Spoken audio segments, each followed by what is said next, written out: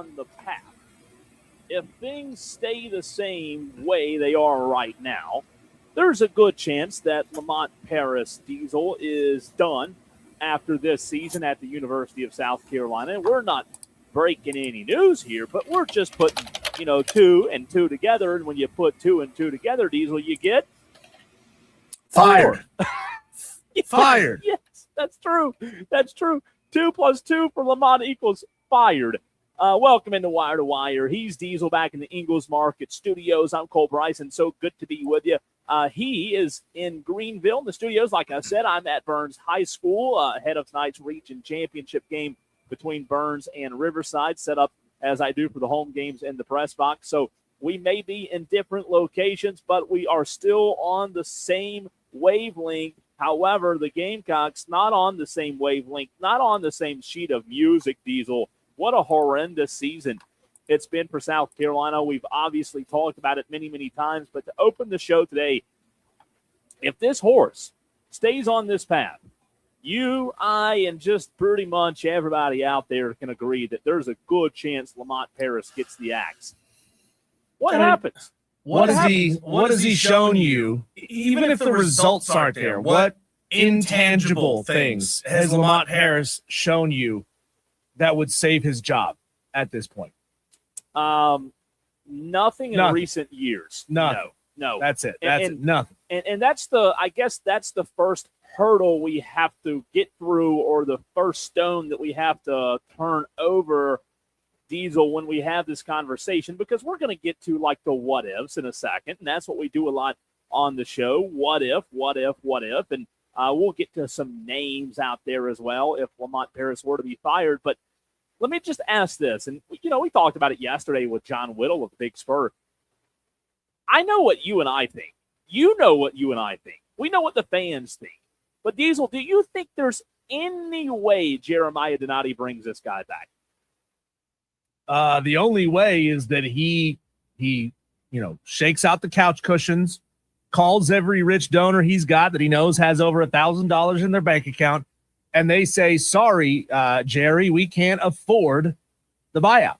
We simply cannot pay the money. We can't cough it up right now. We're not willing to do it. Basketball isn't important enough to us. We'd rather lose and save money than try to win and spend extra. You know what? It's a good point. I'm glad you brought the buyout up, because before we get into the coaches and who would be good replacements, I want to talk about that buyout, because there is validity to that conversation, Diesel, when it comes to Lamont Paris's buyout, which is around $10 million, right? Now, what fans have to remember is it's not $10 million to get a new coach, right? It's $10 million to buy Lamont Paris out. To make this coach go away. Correct. Then you've got to get rid of those assistants, right? Obviously, there's not like huge buyouts attached to those assistants, but what you have to do, you have to get rid of those assistants. Then you have to pay the new coach, pay the new assistant coaches, and at the same time, oh, by the way, pay the new crop of NIL that's coming in.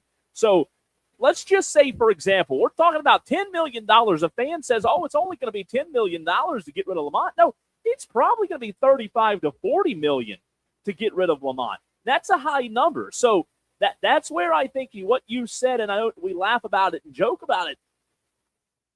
Is that under consideration? I mean, Jeremiah Donati, I think, is in a very, very tough spot here. And when it's your number one primary sport in the hearts and minds of your fan base, football, you can sort of justify that kind of money, right? You got bigger stadium, more people, you're selling more suites, and more fans generally care about the football program. Men's basketball at South Carolina has always been a second, third, or fourth tier sport. So it's sometimes it's not even, do we have donors who have the money that can give it? It's, do we have donors that have the money that are willing to give it for a sport that isn't really all that important to us anyway? Correct. Tolos, we want to hear from you, 844-326-3663, whether you're listening in Spartanburg, Greenville, Anderson, or watching the show live on Twitter, Facebook, and YouTube. You can comment there. We would love to hear from you on the Joy Law Firm text line. Phone lines are open as well.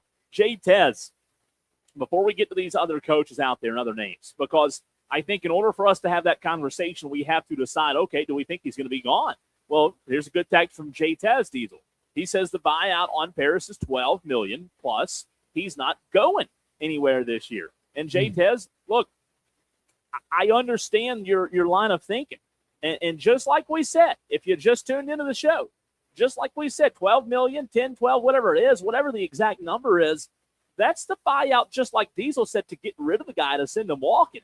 It's not the total cost of what it's going to cost to get a new staff in and a new coach and a new crop of NIL. So there's a big difference in 10 to 12 million and 35 to 40 million. And I think that's the hurdle you have to cross. And, you know, the you factor, if you're the AD, Diesel, and we've joked about this, you joked about it yesterday, do you factor in what other athletic programs are also going to need from a financial standpoint? You have to, right? Yeah, you got to think, well, how much would it cost us to give Paul Maneri everything he needs?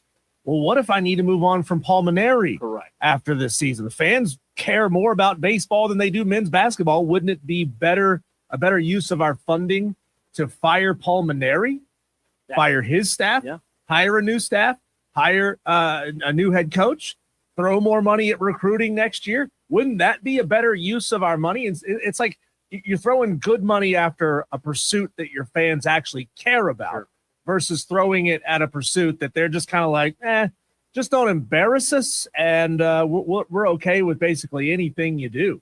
I mean, at that point, I would almost say it's more likely that Paul Maneri gets the axe. If the year is just as bad, why not sit on Lamont Paris's contract for another year, let that buyout go down, let the assistant coach's buyout go down, and then make the move next year if you've got the cash. Let's go to the phone lines, 844-326-3663. Brian wants to get in on the conversation. What's up, Brian?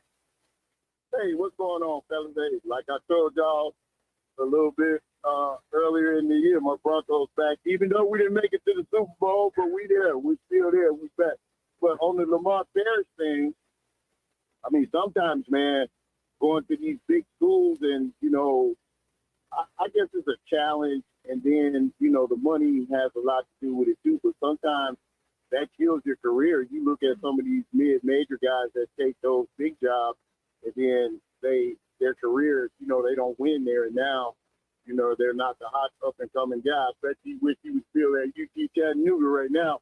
But I don't think that you go to South Carolina if you're a big-name guy because, you know, they don't take, like you said, baseball, football, other sports are more important. They don't take it seriously. So, nobody's ever done well over there.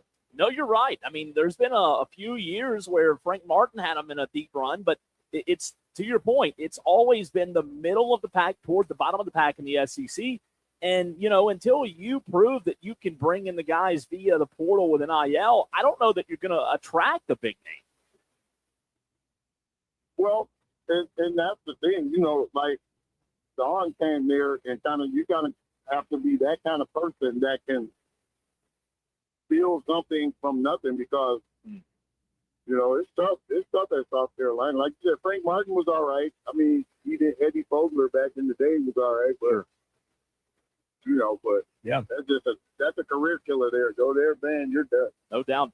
Brian, good call, thanks Brian. for the phone call. Really good call, man. Feel free to call back anytime, 844-326-3663. And I think he's 100% right, Diesel. I think Brian is. I mean, if Lamont were to get fired, who wants that guy? It's true. And, you know, Lamont Paris's record at Chattanooga overall isn't all that stellar. I mean, yeah, he took him from a pretty bad basketball team before he got there to a good program by the time he finally left. His first season there, he was 10-23. His final season, he was 27-8. Made the regular season champion, conference tournament champion, made it into the NCAA tournament. I understand why his name was hot, but, you know, and that's a hard thing. You know, these guys, they accomplish what they accomplish where they are. Sometimes it's about the challenge of taking on a bigger opportunity at a bigger program in a tougher conference. Sometimes it's about the money, right? I mean, it's hard to turn down life-changing money. I don't know, you know, what his salary was at Chattanooga. I guarantee you he at least doubled, tripled, quadrupled it 100%. At South Carolina. So even if it doesn't work out for you, you just put a whole heck of a lot of money, multi-millions in the bank, and you hire a good financial guy, and you're set for life. Even though you failed at this program.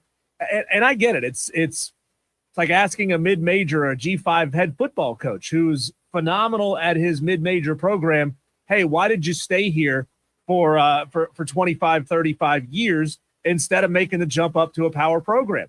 Well, sometimes you got to make that financial jump. And I also think, Brian, the caller's right, Diesel, in the sense of, hey, this program, like, you're not going to go attract Ole Miss's guy. You're not going to go attract Houston's guy. So, like, I do agree with Brian in the sense of you've got to have a lot of – and this is going to sound crazy cheesy. You kind of got to get lucky with this basketball hire. You've got to get it right. You know, like Lamont Paris, when, man, that second year when he popped off, people thought, oh, maybe a little diamond in the rough. And to Brian's point, I think that's what you do have to find. Let me tell you this. I think Lamont Paris, we throw this term around way too often. And we dismiss coaches because they're not winning at South Carolina. They're not winning here. They're not winning there. I think Lamont Paris is a good basketball coach. You don't get the job in the SEC by not being a good basketball coach. Is Lamont Paris the right coach at South Carolina? Maybe not. Is Shane Beamer the right coach at South Carolina? We don't know. He's still a good football coach, but finding the right fit, man, that's so much more difficult. I'll tell you this. There's one guy I think would be interesting, Diesel, and I know you have some names as well. I would, if I'm Jeremiah Donati, and now you've got to remember this guy has some TCU ties, right? If he doesn't go with a TCU tie, I just personally, I'm fascinated with Mike Boynton Jr.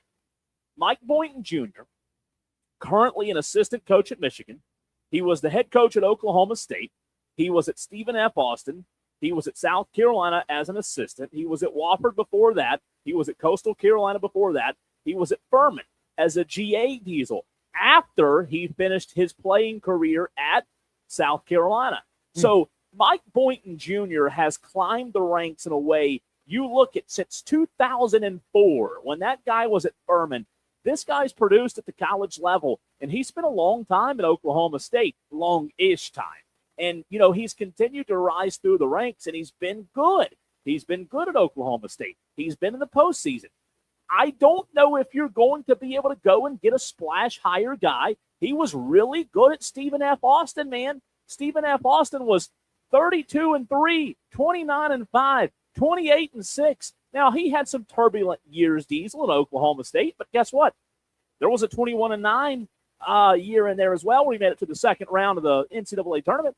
They were ineligible the next year, but I'm fascinated with a guy like Mike Boynton Jr., having South Carolina ties, having played there. You've just got to get it right. I'm not saying a big name's the only answer, but you've got to find the right fit at South Carolina. Yeah, you're right. You really do have to get lucky, and that's true for all sports, right? I mean, there's no guarantee that because you were successful at a lower level and you move up, you're going to continue that level of success. There's no guarantee that you're going to have the right sort of synergy between your other coaches and your athletic director and your boosters. It takes a lot of things going right to have things going well. I would look at a guy like Flynn Clayman, who's the head basketball coach at High Point right now. High Point is off to a really good start. And High Point's always a really strong program. As a matter of fact, they're 23-4 right now. So that's not a pretty good start. That's a really good start. He's a guy that has only been there for a little while. So you might be able to throw some money at him and get him there. High Point is always a really good mid-major. He was clearly brought in for a job, and he's done a fantastic job at it. Continue him on his upward trajectory quickly. He's also a high-tempo, ball movement kind of coach, and that's the kind of basketball you have to play in the SEC.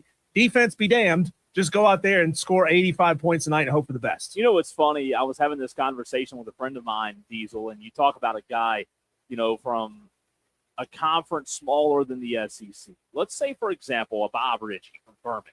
A lot of people out there would say, well, Bob Ritchie, I mean, has done a really good job and is a really good coach at Furman, but people would ask the question, well, is Bob Ritchie ready for an SEC job?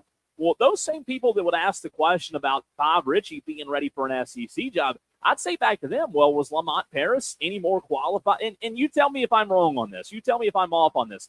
was Lamont Paris any more qualified for the South Carolina job than Bob Ritchie is right now? I'm not saying Bob Ritchie's the guy. I'm just saying, like, if you're one of those guys who say, well, Bob Ritchie can't take an SEC job, well, Lamont Paris did. And I'm not comparing the two schools in Furman and Chat, but still, why was Lamont qualified, but Bob Ritchie's not? Yeah. So, well, I would honestly say that this isn't to say that Bob Ritchie couldn't be successful at South Carolina, but what has he done? What kind of program has he operated in at Furman? It's a do more with less kind of program. It's a you got to bring in guys who can function on Furman's campus, right? I mean, they have extremely rigorous academic qualifications, and I mean, so he would be doing NIL on a level completely different from what he's doing right now. I mean, he's trying to find high-level, intelligent basketball players that can win games. You want that everywhere you go. I mean, I know it sounds like a generic thing, sure, but it's just different. He's not throwing NIL money around to get these guys to campus. It's interesting, man. I just think that at the end of the day, like, you've got to either decide to rip the Band-Aid off and spend the money, or just say, okay, well, like you said, we'll let this thing ride for one more year and let that buyout drop a little bit. Let's go back to the phone lines, 844-326-3663, the one, the only, our daily Dewey wants to weigh in. What's up, Dewey? Oh, here's the problem.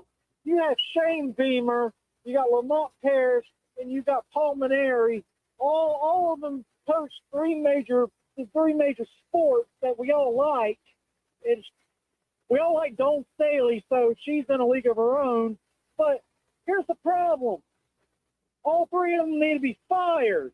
But who hired them? The AD. No, he didn't. Yeah, Not this AD. No, he didn't, Dewey.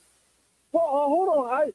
Jeremiah Donati wasn't there, but when he came to South Carolina to a dumpster fire of mediocrity, and he sat there and did nothing. He knew Shane Beamer sucked. Guess what? Shane Beamer still won't be here. He's 85 years old. He don't know nothing about no NIL. He don't know nothing about teenagers. He thinks he's still kick coaching LSU back in 2007. And he's talking about he can bring them to the postseason. South Carolina's not going to go no postseason. They lucky if they win 15 games this year. He should have fired last year. That experiment failed. And why didn't he fire Frank Martin for? He was probably one of the better coaches they've had in quite a long time, even though their program tailed off. But it's the quality of players they're getting there. If their players suck, doesn't mean the coach sucks. Sometimes it just doesn't work out. But Lamont Paris was not qualified to even be playing, and just because he had one good year off of Frank Martin's guys, that don't mean nothing. So, yeah, the responsibility falls on the AD, and Jeremiah Donati needs to be pressure needs to be on him if he keeps the Yahoos around for another couple of years. Oh, thanks, Dewey. The Yahoos. Yahoos. I like that. It's funny. In that same call, he gave us reasons to fire all these coaches and a reason to keep Lamont Paris. He can circle the wagon, baby. He can circle it. I know we got to run off the break, but it's good conversation. We'll get back to it, Diesel. It's just it's at some point you have to decide if you're going to rip the Band-Aid off if you're Jeremiah Donati.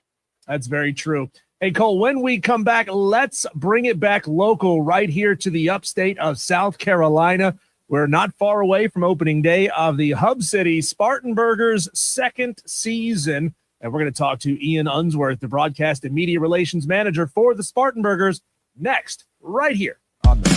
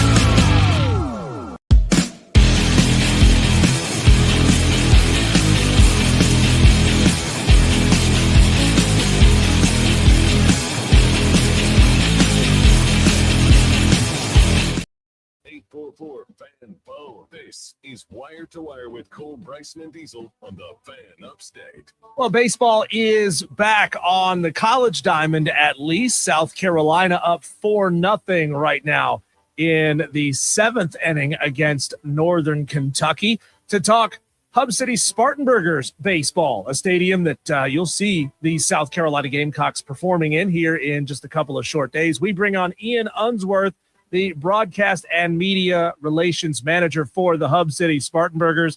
Ian, how great is a day like today, and how many screens do you have going right now showing the first live baseball of the year?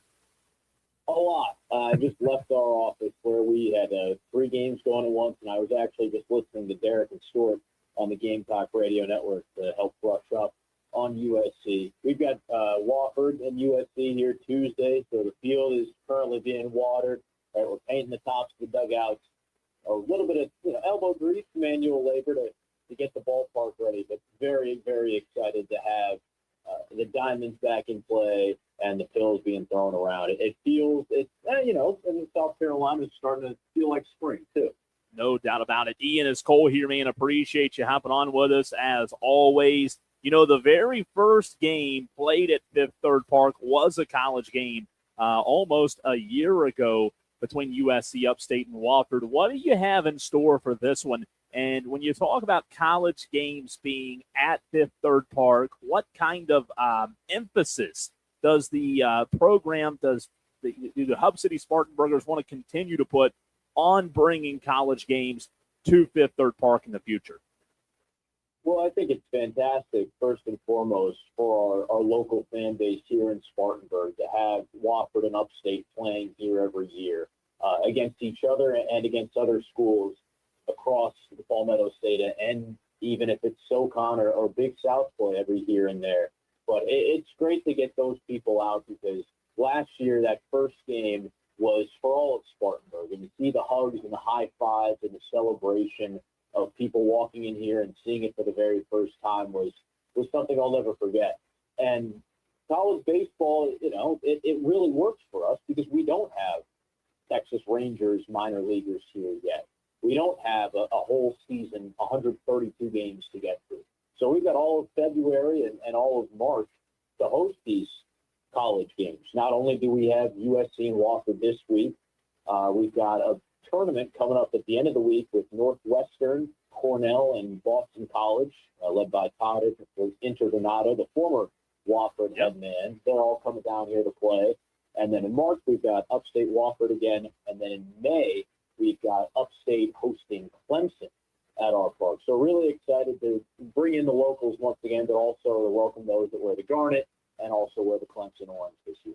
Ian, we appreciate just the level of hard work you guys put in sending out all the information of everything that's going on with the Hub City Spartanburgers. You also sent us your promotional schedule just a couple of days ago. And, fans who have been at the ballpark last year, they know some of these events like Toss It Tuesdays, where you get the tennis ball and try to make it in the hula hoop that's planted somewhere near second base. There's events to bring your dog out to the ballpark. There's Wrong Sport Day, where you can wear a football jersey or a football helmet or whatever it may be. I know those are more Tyson's babies, but those events from the booth, what events do you kind of get the most joy out of, or do you have to kind of keep your head in the action? Well, we always have to pay attention. You guys know, for the radio audience, you got to call the balls and strikes. But at the same time, I honestly enjoy the jerseys the most, because you call every single game, you see a team come out in the same thing over and over again. The specialty jerseys are what I really look forward to, because you get to see a different side of baseball, and the players always bring out some funky cleats, an arm sleeve here and there. The accessories are all over the place. But I'm most excited for our specialty jerseys this year. The Spartan Regiment, which we brought out in January, which helps us honor, the 250th anniversary of this great country, and also the men who fought in the Revolutionary War down here with Daniel Morgan and the Battle of Cowpens, and ultimately helped name Spartanburg County. So the Spartan Regiment uniform will be giving away the replica flag of the Spartan Regiment one of those days, and we'll be wearing them Memorial Day weekend to help honor all of our veterans with Spartanburg Community College, our presenting sponsor there. And then the Spartanburg pastimes were actually just announced this week. We were over at Duncan Park Monday morning unveiling that with Mayor Jerome Rice and a couple other people who also spoke. But that is to honor all of the eras of baseball in Spartanburg. So dating all the way back to the American Legion teams that played at Duncan Park, the Spartanburg Peaches, the Spartanburg Spinners, the Phillies, all of those different eras up to the high school teams, the American Legion ball that's still going on, and the Spartanburgers who had a short-lived stint over at Duncan Park in the Coastal Plain League. They'll all be built into 6 different days where we wear the pastimes uniform. That's a really sweet cream and burgundy combination there. And we'll have a couple different giveaways tied into the 100th anniversary of Duncan Park, a stadium replica giveaway, and also a Pat Williams bobblehead honoring him, who unfortunately passed away a couple of years ago, but we've worked with his wife to get the bobblehead set up, and Fifth Third is helping us put that together. So those 2 alternate uniforms, we'll have one more coming out in March. I'm most excited for those. We're talking to Ian Unsworth, broadcast and media relations for the Hub City Spartanburgers. Ian, can you talk about how the birth process of those new identities came about? So these have been in the works for a couple of years, but we had to sit down and get game planning on this well in advance, and everything has to go through an approval process with minor league baseball after it's designed, and there's a whole lot of different trademark, legal stuff. We don't do all that. You guys know that. We stay on the creative side and the promotional side. So once we have everything settled, mostly a year or 2 in advance, then it all goes into planning the rollout and planning the events. Something I've been doing. Event planning wasn't necessarily in my job description when I was hired, but I've been doing some of it, and I enjoy it. It's fun. But bring some people together, come up with a creative theme and a way we can unveil it. We did the regiment unveil over at the downtown Spartanburg Library, and we had Revolutionary War reenactors there with us. They wanted to bring their muskets into the library. We couldn't do that. Public property fellas. But we'll have them at the ballpark as well. And for some of these regiment games, we'll try to create an environment where, you can do a little bit of learning and talk to these reenactors and have a chance to take in some history as well as a ball game. Ian, one of our listeners, longtime listener, texts in just about every single day, goes by the nickname Corn Chip. He just texted in and said that he bought a small ticket package for the other team here in the Upstate, but that he is really excited to come up to Fifth Third Park for Banana Ball, which y'all will be hosting August 6th, 7th, and 8th. How did that come to be that you got Banana Ball to Spartanburg? Because I can almost imagine now that that's going to be a sold-out, standing room only event. Yeah, it's going to be nuts. Unfortunately, I won't be here to see it because I'll be on the road with the team. But there's a lot of excitement here in Spartanburg. I spoke with a group earlier today over at a lunch, and they were asking me about it. And we've gotten calls all throughout the off season. As you guys have probably heard, Banana Ball is becoming a huge thing. They've got a league now, 6 different teams, and they're touring. I mean, they're the Beatles of baseball. They're going everywhere. So we don't actually have the Bananas playing. It's 2 of the auxiliary teams in the league. But for the most part, it's going to be a thrilling environment. It's a full pregame series, too, which is nice. So if you don't get there Friday, you can come in Saturday and Sunday. And we were lucky enough to be chosen along with a whole other long list of minor and major league teams and different venues across the country. The Bananas can be very selective. Let's be honest, with the brand that they've built and all the charisma that's there and the draw that they have, they could go wherever they wanted to and draw an audience. So very fortunate that they chose Fifth Third Park as a venue, and we had some folks over at Diamond Baseball Holdings who were also very instrumental in this process. Our ownership group, so I want to give kudos to them as well for helping it be possible. But of course, Tyson and Luke and everyone here at the ballpark proved that we churned out a very successful first year. We had a successful concert with Cole Swindell, and we had so many great games and events here that it was a worthy destination. Hey, Ian, let me ask you about college baseball for a minute. We were talking about the matchups that are going to be in Spartanburg. I want to get your opinion on something we've talked about a couple of times on the show, and I was talking about it last night, in fact, with a father of a player who plays for a Division I team up north. Eric Bakich was on the show last week, Clemson's ball coach, and was talking about a unique perspective he had on the season with him having spent time at Michigan and now at Clemson, a northern school and a southern school. You've also kind of been in both spots, if you will. There's a big push by Bakich and a few others to try to push the college baseball season back to avoid a little bit of the winter weather, and it all comes down to a money thing for Eric Bakich and those who are on the side of moving the season back. What's your thoughts on that? And if you think there's legs to it from somebody who has kind of seen both worlds there? I think it's very interesting. I wonder, it would turn it almost like college baseball is already the longest running sport into the summer, besides maybe rowing, of any collegiate competition. So that's the first thing we have to consider. And at the end of the day, these kids are still kids. Will they get a long enough break from school? Will they really have time to explore career pursuits and those sort of things? I mean, that's one thing that comes to mind for me. Sure, baking it in. But I do understand where Coach Bakich is coming from, not just from a money perspective and from a travel perspective, but he wants to have more home games throughout the latter portion of the season. I totally get that, right? You got school heating up, finals, all that sort of stuff. Let the kids be at home some weeks instead of, you get a scant amount of home games through April, late March, April, and maybe May.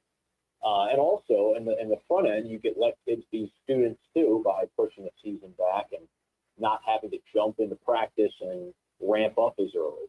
I'd be very interested to do a deeper dive on injuries and how many injuries we have take place in that 2-3 week lead up to the season. I'm sure you guys are well familiar with Jake McCoy's situation, and he's not the only one there for South Carolina that's going through some arm discomfort trying to ramp up in these scrimmages.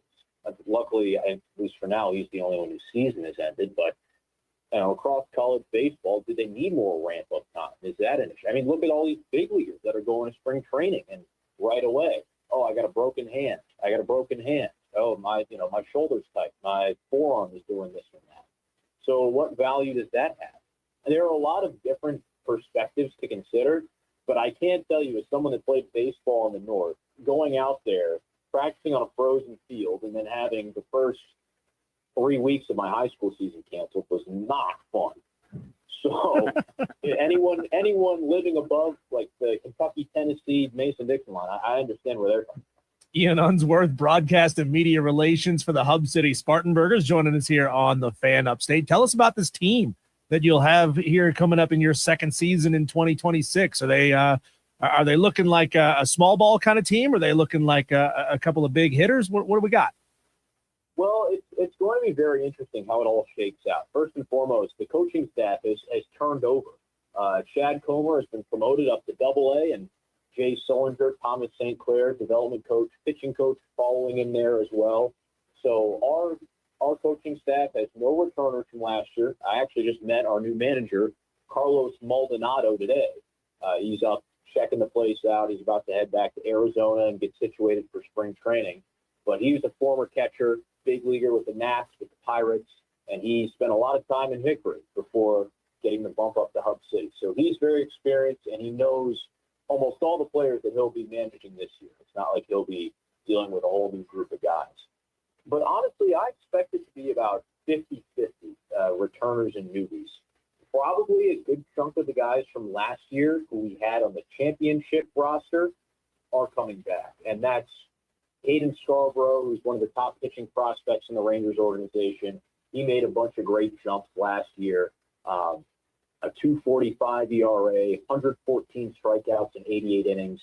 94 to 97 with the fastball. Great splitter and slider combo off of that.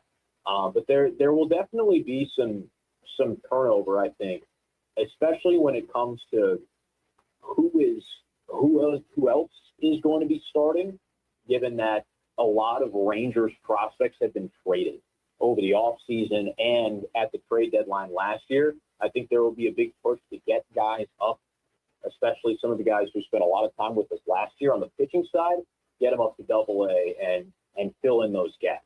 Luckily, none of our pitching prospects from last year have gotten traded, but a lot of them have.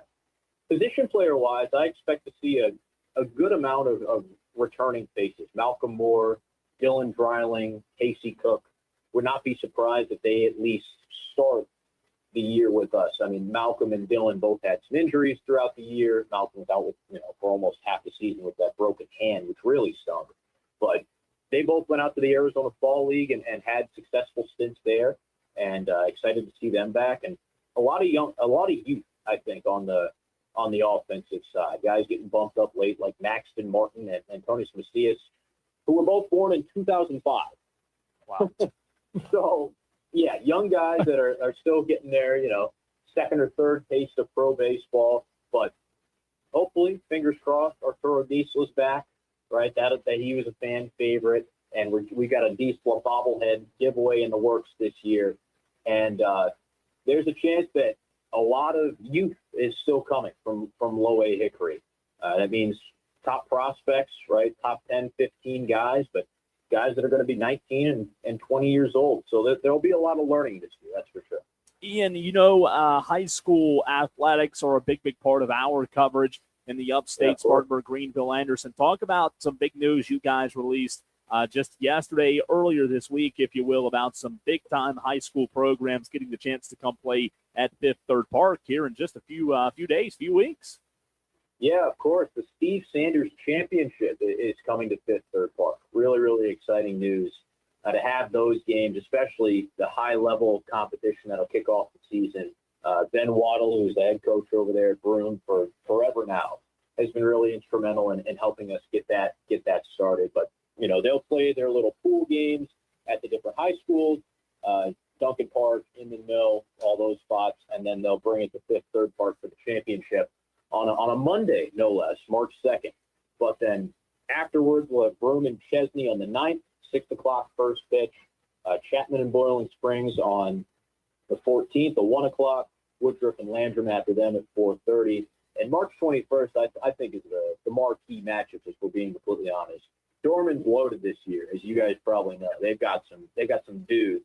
They're playing TL Hanna on the 21st, a Saturday, and then after that, Spartanburg and Burns. Cole, your folks over there are going to play Spartan High right here at Fifth Third Park. So I think the most important thing about these high school games is similar to the college stuff. Just getting the community in here, right? Well, tickets at the door. Everyone's welcome to come in and stay for both games, right? We're not ushering people out, but we just want people to come in here and have a great time and see people that, young kids that they've watched grow up from kindergarten until now. I mean, a lot of these guys I know it myself. I played some of my biggest games of my high school career on college and professional fields, and it's something I'll never forget because I wasn't good enough to go on to the next level. So for a lot of these people, the kids, families, players, it's a moment they'll never forget, and that's what we're here to create. So very, very excited to have high schoolers in here and to see some top prospects, see some guys that are going to play in college, but also just to give them that experience of professional baseball, even if it's just for a day, just for a couple hours. But for that, that 3-hour capsule, they're the pros, and they get to shine on this stage. Well, Ian, I know I can speak for Cole that we're excited about everything that's going on. High school ball there, college ball there coming up this week. And, of course, we're just, 6 weeks away from the Spartanburgers coming back to town, right to start off the month of April. We appreciate your time as always, and we look forward to our relationship with you this season. Yeah, of course. Pitchers and catchers are already there out in Arizona, so it can't come quickly enough. I love it. Ian Unsworth, broadcast and media relations. You heard him right here on the Fan Upstate. Always appreciate his time. and Tyson and the rest of those folks over at Fifth Third Park. Diesel, let's talk Clemson Duke, a big one tomorrow in college basketball. How are we feeling when it comes to the rebound for Brad Brownell, the potential rebound, if you will, no pun intended, a very tough road game. We'll dive into it next right here on the Fan Upstate.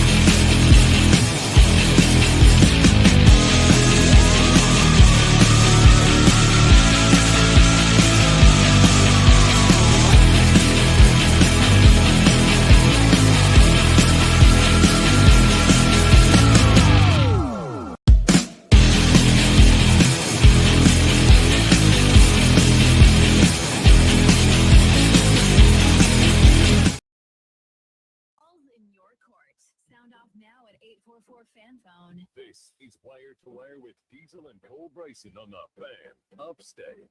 Well, how are you feeling, Clemson Tiger fans? Let us know, 844-326-3663. When it comes to tomorrow's top 25 matchup that will take place at noon on ESPN. Diesel, have you, if you haven't, don't look, have you seen the spread on this game? I have not. Okay, and that would lead me to ask you to guess what you think the spread is on this game without looking. I'm going to say Duke favored by 8.5. Duke is favored by 13.5 points tomorrow. Whoa, that's disrespectful. 13.5 points. I don't know. Maybe you're in a different boat than I am, but when I saw that spread, that shocked me.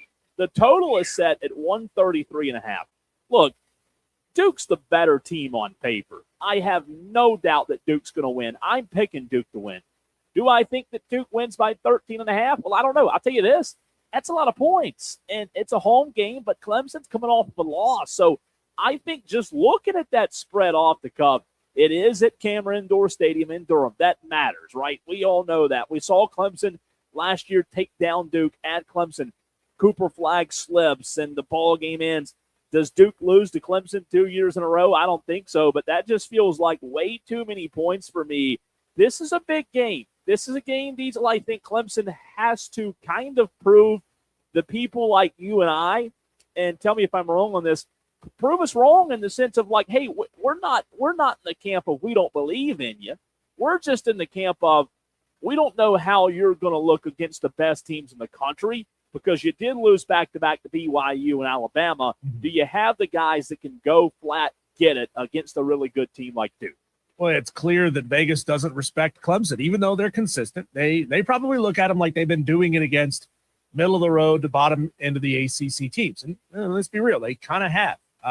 They look good in a couple of games, but they haven't blown anybody out, and they haven't blown that many teams out to the point that you could start having faith that they could do it to just about anybody. And this Duke team, I mean, obviously, it's a lot of respect for this Duke team. So they're really, really good. I think it may be a little too much there. Who do you are you picking Duke? Yeah. Okay. Yeah. By what's your gut tell you? I'm gonna say Duke wins this one by 10. Okay. Yeah. You know, I think 10's an interesting number. I don't necessarily hate that. I think Duke, when you look at what they've done in ACC play, and you're talking about Clemson's ACC stretch as well, I think Clemson's well-balanced attack will give them a chance to stay competitive tomorrow. That loss to Virginia Tech, though, 76-66, it has them coming in with a little bit less momentum, and it also had me scratching my head after that loss. Again, Duke's heavily favored. I think Duke has the stronger defense. Their offensive efficiency is way better. Going against a moderate Clemson offense, you throw in the home crowd, you throw in what Duke's able to do in tempo. The only way that Diesel, I think Clemson could win this game or stay in it is if they use their size, they use their slow tempo, and force half-court sets tomorrow against Duke. Look, now we all know in basketball, if Duke has injuries or if Duke just goes cold shooting, yes, Clemson can keep the gap closer. But I just think that Duke's the strong favorite here for a reason. Their defense, their offensive balance, I think they'll control the game, and I think they will pull away in the second half. I don't hate your number around 10. I think it's going to be 10 to 12, right around that Vegas number. Part of me feels like taking Clemson in the points, but at the same time, I could see Clemson, down 10 with 8 minutes to go, and that 10-point deficit turning into a 15, 16-point deficit as well. Well, can they figure out a way to make Cameron Boozer seem mortal? Right, he's a 23-point a night kind of guy. 6'9", 250 pounds. He's huge, right? Yeah. Hopefully, Clemson's tenacity on defense can frustrate him a little bit. If they can get him from, they're not going to shut him down, but if they can get him from 23 points down to like 16 points, if they can hold him 5-6 points down below his season average, they got a real shot. It'll be interesting. They got a real shot. So. It will be interesting. It's going to be fun to watch that one again on Saturday, Cole. Can't wait for that. When we come back, methinks there's a little bit of chicanery going on in the Trinidad Chambliss decision. How, after this was just publicized so heavily in the situation at Alabama, was something like this allowed to happen? We'll talk about it and other college football news next.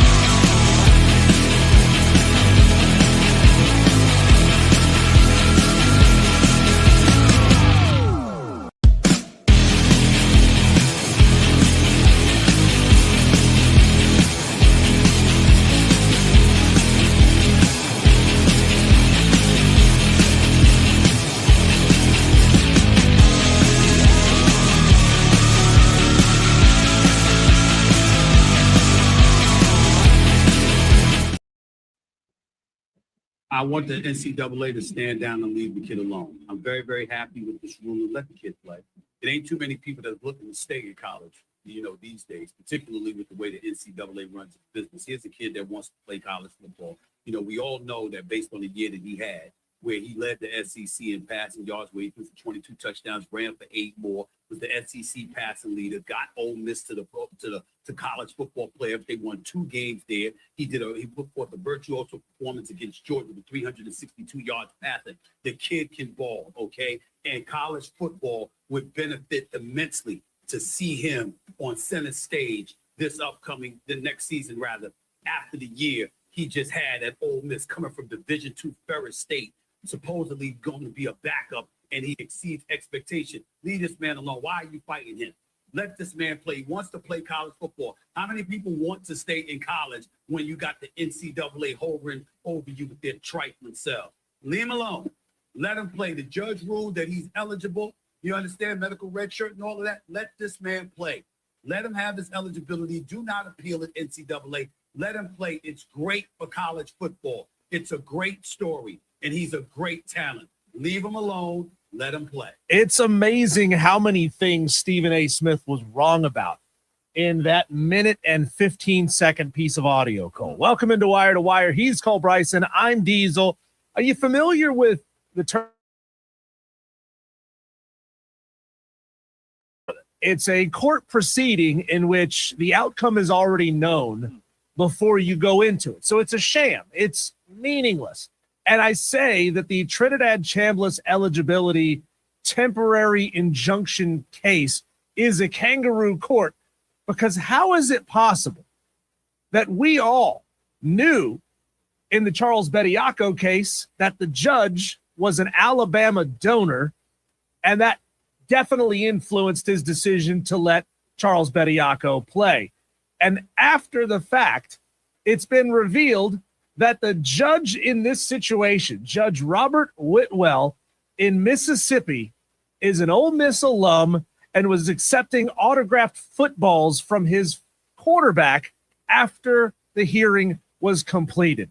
What are we doing in college football? There's a term for it, and I'm going to get it wrong, but it's change of court or change of – there's some legal change term. of venue. Yeah, just with the entire – I mean, we talked about it with the Murdaugh trial, right? Like, why they were able to do that trial in South Carolina in the same county. And a lot of people wanted the same thing, like, hey, we want to change the venue here. So before I get into that, I do want to say, look, on the Stephen A. thing, there are on that show a lot of times where they just decide what side they're going to play, and they play it, and Stephen A. doesn't mean what he says. I don't know if he meant what he said there or not, but I will tell you this. It sounded very uneducated. It sounded like somebody who doesn't follow college athletics at all, because in the very first part of the audio, and in my face when he said it, I just couldn't believe it. By the way, South Carolina has gone final 5-2. Final score, Gamecocks undefeated on the season. How about that? Hey. One part that struck me in particular, not everybody wants to stay in college these days. Excuse me? Stephen A., what are you talking about?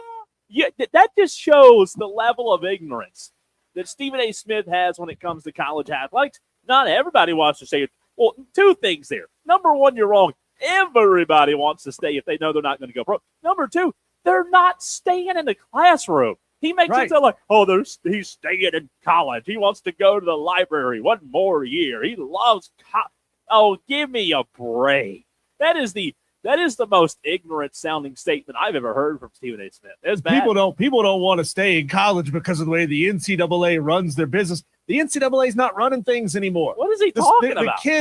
The kids and their lawyers are running college football right now. Why did we have Diego Pavia suing for additional eligibility? Why are we having Joey Aguilar sue for additional eligibility? Why is Trinidad Chambliss suing for additional eligibility? Why did that Montana kid get his 9th year in college football? Why? Because there's more money in it for them to stay in college and play for another year or 2. What's to stop Trinidad from suing for another year next year, right? They know there's more money in that than either going off to the NFL and being a late draft round draft pick. Sure. So why go do that? Why not stay in for another year? And hey, if you improve your draft grade and you're a second or third rounder next year, and this year you were graded at a fourth or fifth round, great.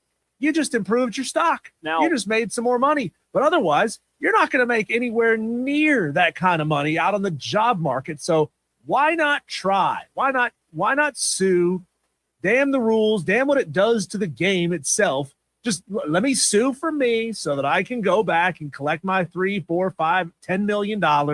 And then I can, go off and be a social media influencer after it's all done. What I do find intriguing about that audio, though, I think while he is 110% wrong, while we both think he's wrong, I do find that audio to be what I feel like most college football fans, I feel like that's how they feel. That is Stephen A. Smith in that audio, Diesel, that you just played. He is embodying how college football fans, and we've talked about this recently, they don't care about rules and structure and the longevity of the sport and the health of the sport. All they care about is what he said. What did he say? I want to see the guy on the field. And guess what? I can promise you one thing. I'll raise my hand. I want to see Trinidad Chandler on the field, too, because he's a good player. Yeah. But that doesn't mean at the cost and expense of all of these future players to years to come to not be able to have things done the right way with structure. I think that Stephen A. Smith's just so wrong there. We've got to understand the fans, they don't care about the longevity of the sport. Yeah, the phrase there is cutting off your nose to spite your face. You're doing acute bodily damage just to spite the rest of it. It's ridiculous.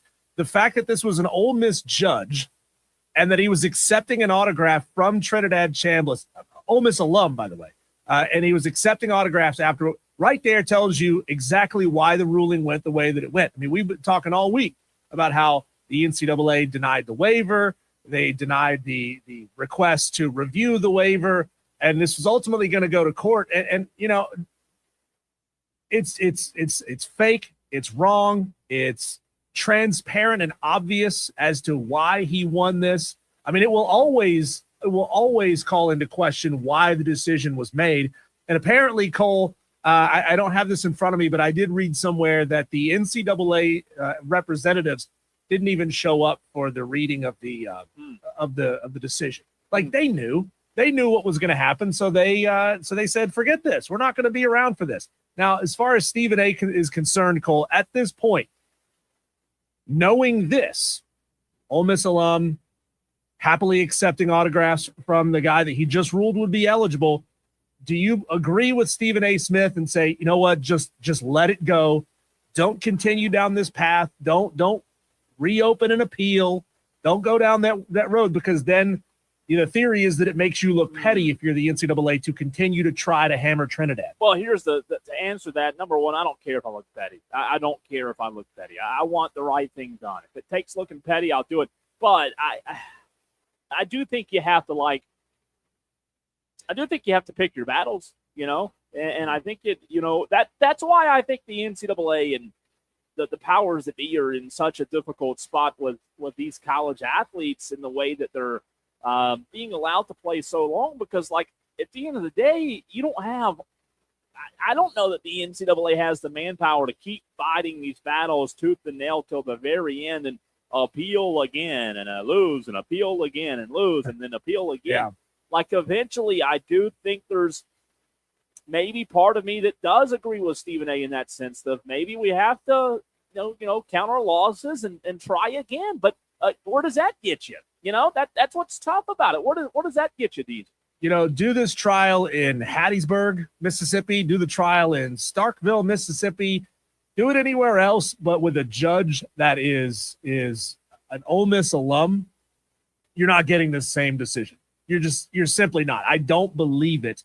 After the NCAA, they were winning, right? They had won multiple decisions in a row. They were winning. They had the momentum on their side. Yeah. I just don't believe that if you don't hold this with a friendly judge, that it's going to go this way. And that's a good point. I mean, it's in any trial, right? Any court case. Again, I brought it up a minute ago with a change of venue. It happened with the Alabama, Charles Bediako. I mean, I understand why it has to be there. I get that side of it, but at the same time, like you said it when you came into the segment, nobody's surprised by it. So Sure. that's the hard part. And again, that's why I think, like, as much as flack as we give the NCAA, I think they're in a lose-lose with all this stuff, man. Like, there's just no way you can continue to have these kind of court cases in Alabama, in Tuscaloosa, with an Alabama judge, and have another one, for this kid here and at Mississippi judge, and let's sign autographs after the court session. Let's take pictures and make each other feel good. I think the NCAA, for as much flack as they get, they're in a lose-lose situation. What do you do? Do? It all comes down to what Stephen A. said. It's the fan that ultimately wins. You don't think the fan won in that case? The fan was the judge. Sure. He was the fan. So I mean, it's a terrible situation for the NCAA to be in. It's unfortunate, and it's just if an organization can't enforce its own rules, you might as well just exit stage left. Just not be a part of running this sport anymore. There's some other big news today, Cole, that an internal memo is circulating from the Big Ten. They have it's no longer internal anymore, right? They've released it out to the world. Well, they've released a document that lays out what they would like to see a 24-team college football playoff look like. Here's what's fascinating about this, Cole. So you remember a couple of weeks back, they were going back and forth with the SEC, and the SEC said, we want to go to 16. The Big Ten had always said, we want to have auto bids. We want to have 24. The SEC said, no, let's like take a step here. Let's just go to 16 first. Well, the Big Ten said, all right, we'll sign off on 16 if you'll agree to go to 24 a couple of years down the road. Well, they've now released a new, structure of what the college football playoff, what they want it to look like. And I feel like, Cole, this is one of those things that's kind of a compromise between what everybody wants here. So it feels like the momentum is probably going to go in the direction of this. They want a 23+1 selection model. That plus one would be Notre Dame, by the way. A 23+1 selection model that would eliminate conference championship games. What do you think about that? We've been talking for a long time about how conference championship games are effectively meaningless. Yeah. So you remove those, you play more games on campus, you go to 24, Notre Dame gets in, the group of 5, they'll get in as many teams that are inside of the top 23. So it could be multiple. Sure. Don't know yet, but it's all merit-based at that point. What do you think about a 24-team college football playoff? No conference championship games anymore. Well, I've said it before. I don't love expansion. I don't, I don't differ. I don't waver from what I've always said in the sense of, letting more teams in isn't going to change the teams that are in it when it's all said and done, right? And now on some years it may. Now, if you talk about eliminating conference championships, my ears do perk up at that, right? So you talk about these conferences meeting in the middle. The Big Ten basically is saying, look, we're going to use the word compromise. We'll compromise a little bit. We'll give a take a little bit here. We'll expand to 16 teams first around 2027, 2028, then grow to a 24-team field by 2029. 23 of the top teams and one group of 6 team, I'm assuming, would make the bracket, Diesel. You said Notre Dame. There would be no automatic bids. Correct. For conference champions because that's out. So I don't hate that aspect of it. Then you're talking about the top 8 teams getting playoff buys. That would lead to first-round games on campus sites to start the season.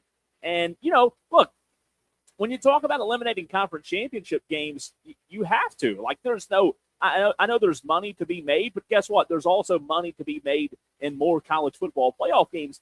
There's no doubt about it. If you go to a 16 or 24 or what are they talking about? 24 college, 24 team model here, there's no doubt you have to, like we were talking about in college baseball, there's no room for the conference championship. So It would be a hybrid of, and tell me if I'm wrong here, Diesel, it would be a hybrid of the current college football playoff and the FCS playoff structure, right?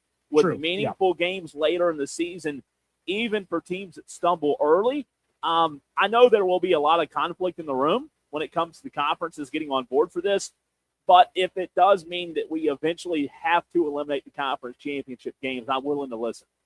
Yeah, and this does effectively, in a lot of ways, bring a potential college football playoff more in line with what the FCS playoff currently is. In that document, they did say that that if they grew the field to 24, if the SEC, ACC, and Big 12 agreed to grow the field to 24, that the concept of automatic qualifiers really isn't, it really doesn't matter to the Big 10 anymore. And that if they used this current format this past year, they would have had 7 SEC teams, 6 Big 10 teams, 5 Big 12, 3 ACC, 2 Group of 6, and Notre Dame in the college football playoff. And, the only thing I would bring up is, does a 24-team playoff, does it dilute the regular season? And again, I'm not saying they mean nothing. Like, I'm not saying go out there and go 6-6 or whatever, but I mean, what do you have to actually do to get in the top 24? You have to be competitive and make sure you don't lose 3 or 4 or 5 games. And TV rights and money, Diesel, are a major factor in the debate. More games, more networks involved, right? So I know why they're pushing for the idea when you talk about this not being a done deal yet, but I think there's good and bad with it. I've always said this is just me, I love a regular season matters. Now, you're not going to have that. That's going to continue to drift farther and farther away as the playoff expands. But I guess maybe the argument there could be, well, if you do have that large of a playoff, the games matter more on the back end. You're able to slip up early in the season. You have more teams late in the year, Diesel, that are competing for those playoff spots because you have so many more playoff spots open. You know what I mean? Yeah, and they do put in the document something you mentioned there about, less than meaningful regular season games. They talk about these additional opportunities providing an appropriate safety net for teams. Now, look, in this transfer portal era where things are wild, you could make a logical argument for why so much changeover in your roster year over year, especially through the first 4 or 5 games of the season. Like, why that makes it, all this portal movement makes it more difficult to be really good through the first 4 or 5 weeks. Eventually, the best teams shake themselves out as the way it always has. But this would certainly provide an opportunity for those teams that maybe stumble early to not have that cost them a playoff berth. And I'm an idealist. Yeah, I would love this thing to go back to 4 or really just go back to 2 or just be 8. But it's not going to happen that way. That's not, once the money is out there, once the blood is in the water, the Sharks want to attack. So this will only ever expand. So what's the best possible outcome for what an expansion could look like? I think this is about as good as it gets. Yep.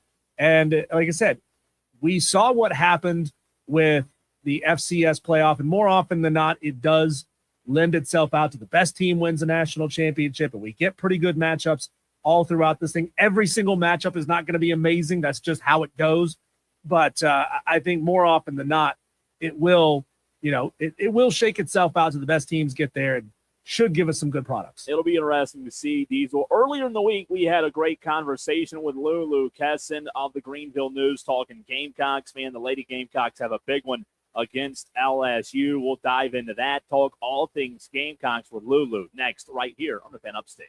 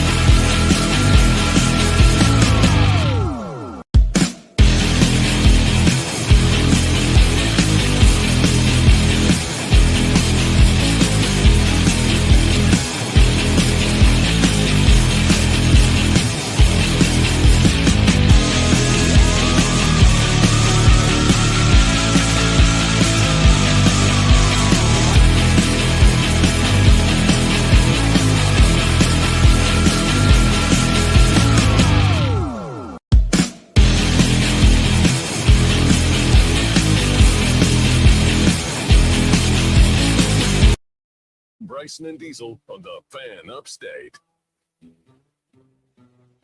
It's time to talk Gamecocks with Lulu, Kesson of the Greenville News. And Lulu, I'm upset today. I hope you're ready. I am pulling a Vic Schaefer, and I'm just livid that South Carolina has had all this time off, all these days off before their big matchup with LSU. I don't think it's fair. I think something needs to be done about it, and I'm not going to stand for it. Is that a pretty good Vic Schaefer impression, Lulu? Not too bad. Not too bad. Appreciate you coming on the show. A big one this weekend. Obviously, we'll get into that, South Carolina and LSU. But let me ask you this. What do you gauge South Carolina fans? You've covered this team. You've covered the fan base in different sports. When do they really turn, like, full women's basketball? You know what I mean? Like, right now, they're coming out of a really weird time where football was bad. Basketball has been horrible on the men's side. They're kind of optimistic about baseball. Has the attention in your mind already turned fully to women's basketball? I think so. I think right around January, February, people really lock into women's basketball, especially because that's when conference play starts. I don't fault anyone. I think in general, when you like a lot of teams, basketball in college just starts so early. I mean, in the NBA, it does too. But I think overall, when attention is divided, it's hard to lock into basketball until January, February for at least the fans that do like both. But I mean, Dawn definitely still created a community of people that, lock in October for exhibition games. But if we're talking the general fan base that likes all sports, I think right about now is when people get really serious. Lulu, tell us about what kind of storylines you're tracking and star power for this game. Obviously, we were all enthralled a couple of years ago when it was Angel Reese and it was Kim Mulkey and all those different storylines that made this game fascinating from a human interest side of things. But what are you tracking this year besides elite basketball? Because we know these are two really, really good teams. What other human interest storylines do you see out of this game? Yeah, well, the obvious one is Miley Default Riley, right? I mean, it's a hometown kid who went somewhere else. And I think that's the element that I look to most. A lot can be said about why she left. A lot of people have their own, theories and opinions. I think that the idea of just kind of needing a fresh start is something that she's consistently mentioned. I'm curious to see, it's a lot of pressure on her. And I think a lot of people look at it in the sense of, you want to prove something against your old team. There's no bad blood. I'm not sitting here saying that there's, any kind of tension, but I think just for her, that's why there's almost even more pressure because there isn't anything. It's not, no one did anyone wrong, but she does also want to prove, whether she'll say it or not, that she's making the right choice and that she made the right choice. I'm very interested to see the game being at home for her adds a different layer to it. Obviously, things would be a lot different if this was a return to Columbia. The lights are going to be bright for everyone involved. Like you said, elite basketball, the guards are really going to play a factor, but I'm curious to see just how, she lives up to the storylines in that regard. Lulu, let's backtrack for a moment with Sunday's game, a couple of Gamecocks for big performances. What was bigger in your mind? Ernest Jones and him not knowing he had 11 tackles on Sunday, or Nick Emenwari, and that guy was great all season as a rookie? Yeah, no, it was exciting. I loved, obviously, from my element, having Raven connected to Nick Emenwari. It just kind of gives me even more reason to kind of focus on that. But that was a hilarious moment when he realized that it was, him that had 11. But then obviously what Nick has done as a rookie is really impressive and definitely speaks volumes about, the recent success of Clayton White in South Carolina's defense for sure. Lulu Kesson of the Greenville News. Big picture, Lulu, as women's college basketball has garnered more and more attention over the past 10 years or so, that's going to draw in more young athletes who want to join this game. And obviously that helps out the programs that, were traditionally not the most elite programs, that were not the UConns of the world, not the South Carolinas of the world. Would you say that the rest of college basketball is catching up to the top 5, 10, 15 programs? Or would you say those programs are pulling away from the pack? Ooh, that's a really good question. And I think you can look at it two ways. I think it's very exciting how many good teams there are across all conferences this year, especially. I mean, I find myself glued to the TV for games I have no, tie covering wise, and it's just like a Ohio State, Iowa, or it's a Michigan, Southern Cal. I think the best part is that, I could say a lot of negative things about rev share and NIL, but I think a good thing is that it really kind of diversifies the talent across the conferences, and we're seeing sort of the repercussions of that, right? I do think there's still some separation. Like I won't lie, I think that UConn and South Carolina, UCLA, Texas, LSU, you put them, and you can even separate them in different tiers right now. But I think overall there's still like a little bit, and I am wondering how the next 4 to 5 years looks like, and if NIL either has a good or bad impact, and rev share has a good or bad impact on what that means for these top level women's basketball programs. Lulu, is that a good thing for the sport or a bad thing? With those teams you mentioned being in their own tier, and then everybody else kind of being below them, and when you watch a game between South Carolina and LSU, there's a reason we tune in, because it's unbelievable basketball, but people aren't tuning in to watch Mississippi State and Alabama. Do you think that's a bad thing, and how you just mentioned rev share right there could make it better? Yeah, well, I think it's exciting in the sense that, I feel you look at an example, let's take Alabama women's basketball. Realistically, we know that most of the money for Alabama will go to football, and deservedly so. That's where the money should be going. And I think that with that gives Alabama women's basketball a challenge, but also one that they're going to try to live up to. And I think that a good example to your question is that people are, there's 10 SEC teams in the AP top 25 last week. Like that made history. And so I think the SEC is getting even better. And, I think take someone like a Michaela Blake, Vanderbilt is not known for women's basketball necessarily. Obviously we know what happened with football and how they weren't really known for football and what Diego Pavia did. I think it's going to start, these stars are going to want to play elsewhere. And that's absolutely no knock on South Carolina or UConn or anything like that. But everyone has a reason why they go to certain schools. I know Michaela Blake's education was a huge fact, and obviously academically, Vanderbilt's a really impressive school. I think in some ways, as much as I'm worried that rev share might hurt elements of women's basketball and women's sports, I'm hopeful that the differing kind of reasons why people are starting to choose schools, and the different people and level of talent that is coming out, I think we're getting really good games on nights and against teams where historically we didn't think we'd be tuning in. You brought up football there, so let's pivot to it. It was announced earlier today that 4 South Carolina Gamecocks are going to be invited to the combine. Rachel Fajon, Nick Barrett, Brandon Cisse, and Jalen Kilgore. What can you tell us of their lead up to being in the combine? Are they going to be doing their workouts on campus there at South Carolina? Are they going to be splitting off and going back to hometown? What does that look like? Yeah, I think it's different for everyone. I think that for the most part, I expect a little bit of outside of Columbia work. Like I was talking, it was funny when I was doing the story on Nikki Manwari, Clayton was telling me a really funny story about how Nick's dad just didn't understand why he was in California and Arizona training for the combine. Like it felt like so foreign to him. He was so confused. And so it's funny when people still don't really realize that that's a normal thing for you to sort of train and prepare out of state for things like that. But it's an exciting group that, invited obviously a little bit smaller than last year, but that's no knock to especially Kilgore and Cisse, I think have pretty bright futures in terms of draft selection. Lulu, what was your reaction to Nick Manwari's mother? Did you see the video of her not realizing why the Super Bowl was a big deal? Totally, yeah. So when I was talking to Clayton, in my story that I wrote, I talked about Nick's dad, who kind of had a similar thing, which is what I was just alluding to, like right. Education is sort of their main focus. And so they're not fully in tune to the pageantry of what football is on the really kind of big scale. It was hilarious. She's adorable, and it was very funny.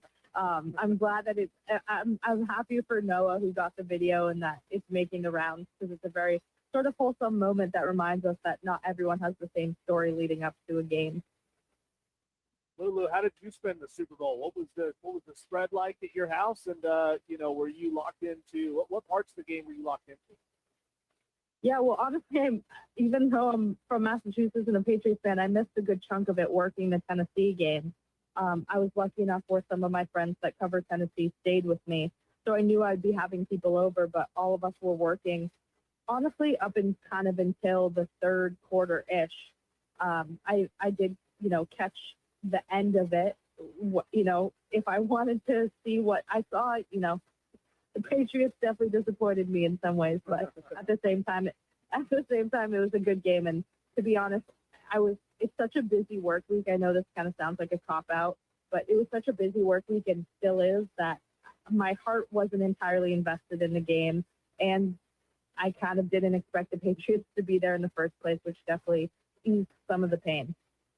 Lulu, my last question for you. When you look at this matchup on Saturday, you talked about Malaysia Full Wiley. Obviously, that's going to be a big part of it, right? What fans are watching, and Joyce Edwards on the other side. There's just so much familiarity, if you will, between the two teams, not only with Malaysia, but those two teams just knowing each other so well, being in the conference and having the matchups they've had over the past few years, the conference tournament, the postseason.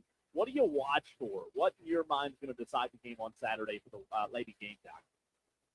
Yeah, well, I think it's going to come down to guard play because LSU is guard heavy. But in saying that, I think that means Joyce Edwards and Medina Okot really have to take over.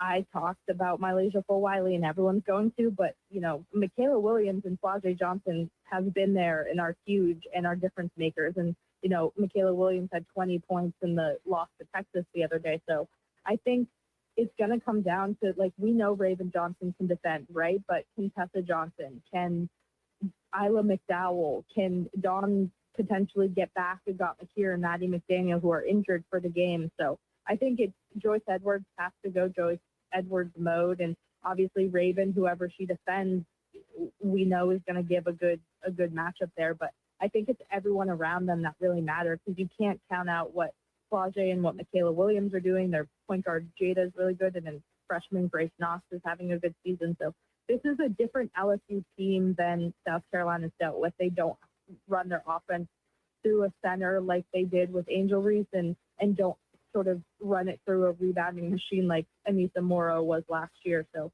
it's really going to come down to how disciplined South Carolina's guards want to be, honestly, on both ends. Well, you brought her up there and got McKeer with her injury. If she can't go or if she's not full go, who has to step up and fill her role? I mean, I know she's a 6.5 point a night kind of player. Is it somebody like Isla McDowell or Maddie McDaniel that steps up, or is it some of the players that score a little bit more than her having to put a little extra? Yeah, I mean, I think it's going to come down to Isla McDowell mainly because we know that she's the healthiest right now. Maddie McDaniel kind of oddly rolled her ankle last minute before the Tennessee game, and I think she's day-to-day going into Saturday, but I also wouldn't really be surprised if she doesn't play, which isn't great for South Carolina because she does give a lot off the bench. I don't want to put a ton of pressure on the freshmen, but I do really think you kind of got to trade a freshman for a freshman. Agat McKeer is a really good defender, and I think Isla McDowell, it'll be huge that she steps up too, but also Sanaya Laston played really good defense against Tennessee, so carrying that over will be huge too. Lulu, you're the best as always. We appreciate your time. We'll talk to you next week. Sure thing. Thank you, guys. Have a good rest of your week. You too, Lulu Kesson of the Greenville News. Good stuff, and I can't wait. There's very few women college basketball games that get me going like the Gamecocks and Tigers, man. That one's just Kimball, Don Staley. It's must-see TV. I can't wait. 8:30 on Saturday.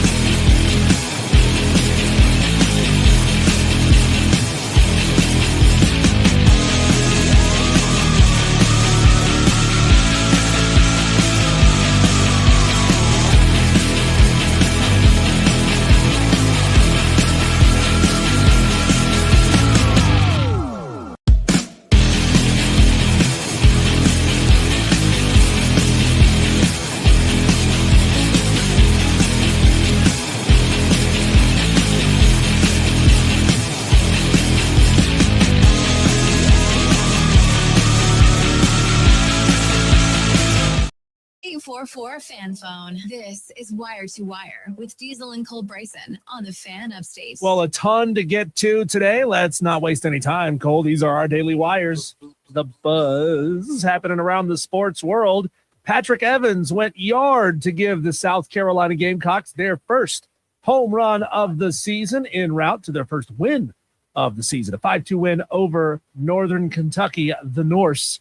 The Gamecocks scored 3 in the 5th inning, 1 in the 6th, and 1 in the 8th. Talmadge LeCroy went 3 for 4 with 2 RBIs. They were, not their crispest selves yet, but hey, it's game number 1. Yeah, who cares? Just win, baby. Do like Al Davis said, just win. I was going to quit sports radio if they lost today. I mean, I can't take them losing anymore. In every sport, they're so bad. I just can't take it. I can't do it. They've got the second leg of the doubleheader coming up later on this evening. Now, 4:45. There you go. Just got underway. Cole, it is region championship night in Duncan as Allen Arnold and Riverside travel to Burns to take on the Run Rebels. Burns 21-4 on the season, 12-1 in region, while Riverside 22-3, 11-2 in region. It'll be right here on the Fan Upstate at 7 o'clock. What can you tell us about this matchup? Well, it's huge because it's number 1 region championship, and it's 2 really good coaches. I just got done interviewing Lane Fowler, the boys coach, for the pregame interview, man. And I'll tell you what, it's going to be, number 1, a packed environment tonight, Diesel. A lot of these 2A, 3A, 4A teams played last night, so I've already had my phone blowing up all day today about people coming to the game. So it's going to be packed. It's at Burns, but it's a region championship, man. And 2 good programs. There's so much riding on tonight. Just to give you an example, Riverside with a win tonight could be, a 1-2 seed in Division II. If they lose, they could fall all the way to a 5 seed. So you're talking about a massive game. Region 2 5A is a gauntlet. And to win the region means a lot in any sport, and Lane Fowler and the Burns Run Rebels have a chance to do so tonight. It's going to be a lot of fun. As far as you know at this point, is it sold out, or can people still get in? No, I think people can still get in. It's going to be a big crowd, but yeah, tickets you can buy them, here at the gate, and I encourage people to come tonight if you don't have anything going on. I wanted to also give a shout out to a couple of Tolos, Diesel. Last week when we were over at Dorman, a couple of Tolos came over and spoke to me and said they wanted to come see a Burns Dorman game and just talk about how incredible the atmosphere was. And for any of those coming tonight, let me know, and I would love to speak to you. Patriots wide receiver Stephon Diggs earlier today, Cole, pleaded not guilty to felony strangulation and other criminal charges stemming from an alleged dispute with his personal chef. The arraignment at Massachusetts' Dedham District Court was postponed until after the Super Bowl so that he could play. What are we doing? You're accused of felony strangulation. We'll wait 2 weeks. It's fine. Yeah. I wish I could say it surprised me. I mean, I do. What are we doing? I just wish I could say it surprised. It doesn't surprise me. It doesn't, not one bit. Sorry, Judge, I can't come to court today because I got something important going on. Yeah, unbelievable. Right. Apparently, the dispute stemmed over some money that Stephon Diggs allegedly didn't pay the chef, and, well, things escalated from there. The Big Ten circulated an internal document. We talked about this. It lays out what a 24-team college football playoff could look like, including the elimination of conference championship games. It would be a 23+1 model, and it would have an additional weekend of on-campus home games, which I love. The home games on campus are great. No, I'm with you 100% there. I've always been a big fan of having them on campus. And I think to sum it up best, I think you said it in the last segment or the last hour when we were talking about it, Diesel, like if we have to live with it, we know we know that we're not getting smaller in terms of the playoff, right? We know that we're not going to shrink and go back to 4 teams. So if this is where we are, I know it's a big change, ripping the Band-Aid off of conference championships, but I think I'm for it. I think it's time, man. Like conference championships, what do they mean anymore? I think if you want to go to that FCS playoff model and kind of have that hybrid, I think this is the right move, I guess. True or false, when you're wanted for a dangerous crime, it's a good idea to go out to highly public places. I would probably lean false. Okay, right? Well, that's not what this guy did. A Slovaki fugitive who had been on the run for 16 years was arrested when he turned up in Milan to support his national ice hockey team at the Winter Olympics. The 44-year-old man who wasn't named was wanted by Italian authorities for a series of thefts committed in 2010. Italy's military police managed to track him down and arrest the man after he checked into a campsite in the outskirts of Milan, thanks to an automatic alert from the campsite reception. This is the funniest Daily Wire I've ever heard in my life. I mean, this is so great. Can I tell a quick story real quick? Sure. Somebody listening may know, may have heard about this and may remember it. I wasn't alive, but back in the day, Diesel, there was in South Carolina, there was a guy who broke out of prison, and his girlfriend drove she went and rented a helicopter flight, right? She held the pilot at gunpoint, made him go to the prison where her boyfriend was. This was on the news. This is no joke. Oh, God. She got him. She got him out of the prison yard. And guess what? They shot the pilot. They escaped successfully. But here's the funny part. Exactly like this Daily Wire. You know how they got caught? Well, they got in the car and they went to what anybody does, a rest stop, and they took a nap in their car at a rest stop. And oh, my God. No lie. I mean, you go look it up on the internet. It happened in South. I mean, that's exactly what this is. At a rest stop? Yeah. Like, pull off on the side of go to a dirt road or something. Stop. Hiding in plain sight didn't work for this guy. What was his name, by the way? It doesn't say. That is so wild, man. That is so wild. Speaking of the Olympics, Cole, in Milan, Norway pulled away a little bit when it comes to the total number of medals. They won 4 medals today. Wow. They are tied for the lead with Italy at 18 total, but they pulled away from the U.S., which was making some ground. USA has 14 medals. That's, I guess, not a good thing. Well, we want to win this thing, right? It's the Olympics. We want to get the most medals overall. Let's see here. Trinidad Chambliss, we talked about this earlier, is eligible to play in 2026 after a Mississippi court granted him eligibility for the 2026 season when they granted him a temporary injunction. Judge Robert Whitwell ruled that Chambliss clearly met the criteria to receive a medical red shirt for a 6th season. He also ruled that the NCAA ignored medical evidence in denying his waiver and that he would suffer irreparable harm if denied the waiver. Unbelievable. He also happens to be an Ole Miss alum. No, that's not real. That's not true, right? Surely not. No, it's true. Surely no, it's not. true. The judge. After we just went through this with the judge in Alabama and the Charles Bediako case, who had to recuse himself from the appeals hearing, now we have an Ole Miss alum granting his quarterback the ability to play. How about that? Just a week after it was made official that North Dakota State would be joining the Football Bowl subdivision, Ross Dellinger is reporting that Sacramento State is in negotiations with the MAC, and they're offering $15 million to get in. Interesting. I don't know how I feel about that, but well, hey, we think it's wild that Clemson is going to Northern California for conference games. Now Sacramento in Northern California is going to be flying to Amherst, Maryland to play UMass in conference games. Long way to go. Marshall University administrators have formed the women's swim team that the program will be cut after this season. We've talked a lot about affordability when it comes to universities being able to sponsor the sports that there are. They have 26 underclass women on the team. Marshall released a statement talking about fiscal responsibility and overall athletic department sustainability as the reason for the cut. And there was also an email sent out today, Diesel, speaking of money, by South Carolina, and the subject line was building for the future. I'll read it to you real quick, just the first part. Did you see this? They could probably shorten that and just say, give us more. That's right. We need money. Real quick, as college athletics continue to evolve, one thing remains at Carolina, the passion of Gamecock supporters. That unwavering support is shaping the future of South Carolina athletics because of the commitment of Gamecock country. The Gamecock club once again surpassed historic. In addition, all this to say, we are in need of more money, basically, just like you said. Jeremiah Donati said, our record-breaking fundraising effort of the past year is a testament to the incredible generosity and unwavering commitment of the Gamecock community. So we need more. We need more. Yeah. How many of our Tolos are gonna call them up with their credit card in hand? That's right. Ready to donate.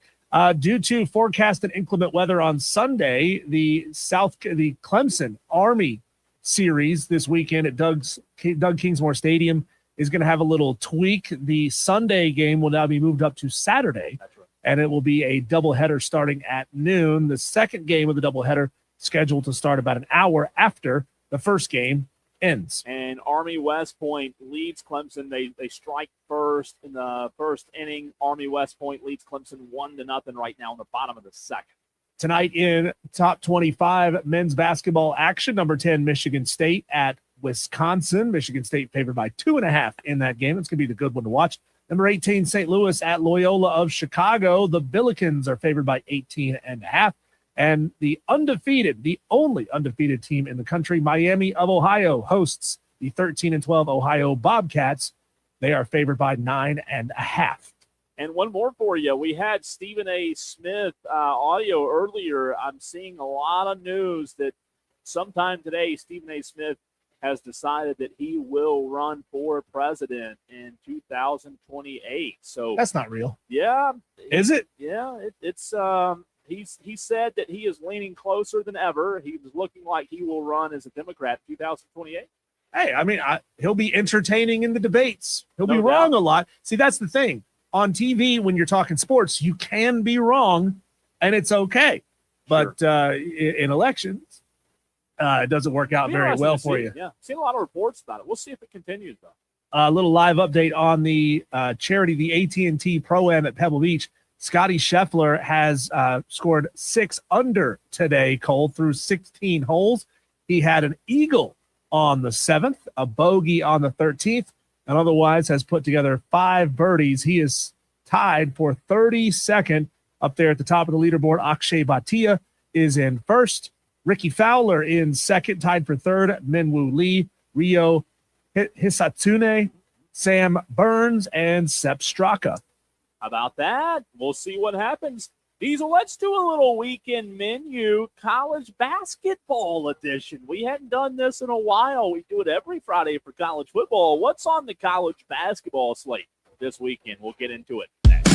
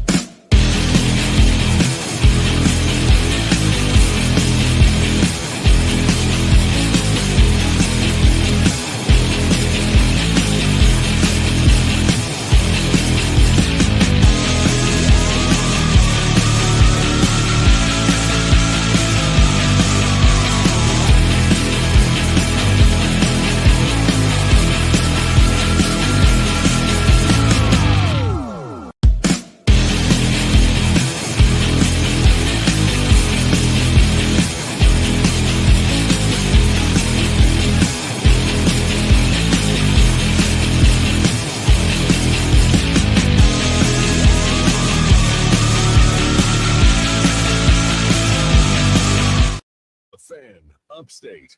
Before we get into our weekend menu, before we get into some college basketball this weekend, let's get to some new news today, Diesel. The ACC kickoff, 2026 ACC kickoff.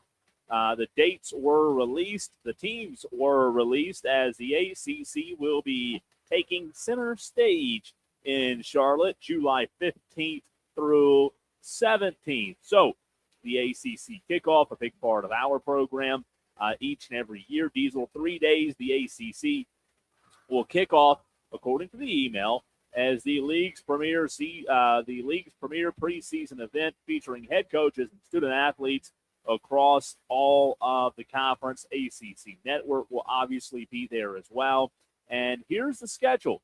On Wednesday, July 15th, we start off with ACC Commissioner Jim Phillips, PhD, right? You have to have the PhD after that. You can't leave that off. What does the D stand for? Does it have the word bag at the end of it? I was going to say, the D can stand for whatever you want to with Jim Phillips. Dingus? Dork? Yeah.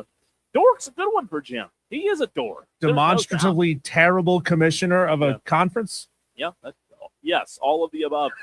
After he gets done on Wednesday, the 15th of July, you'll have Florida State, Mike Norvell. A big day. You'll also have Miami and Florida State back-to-back.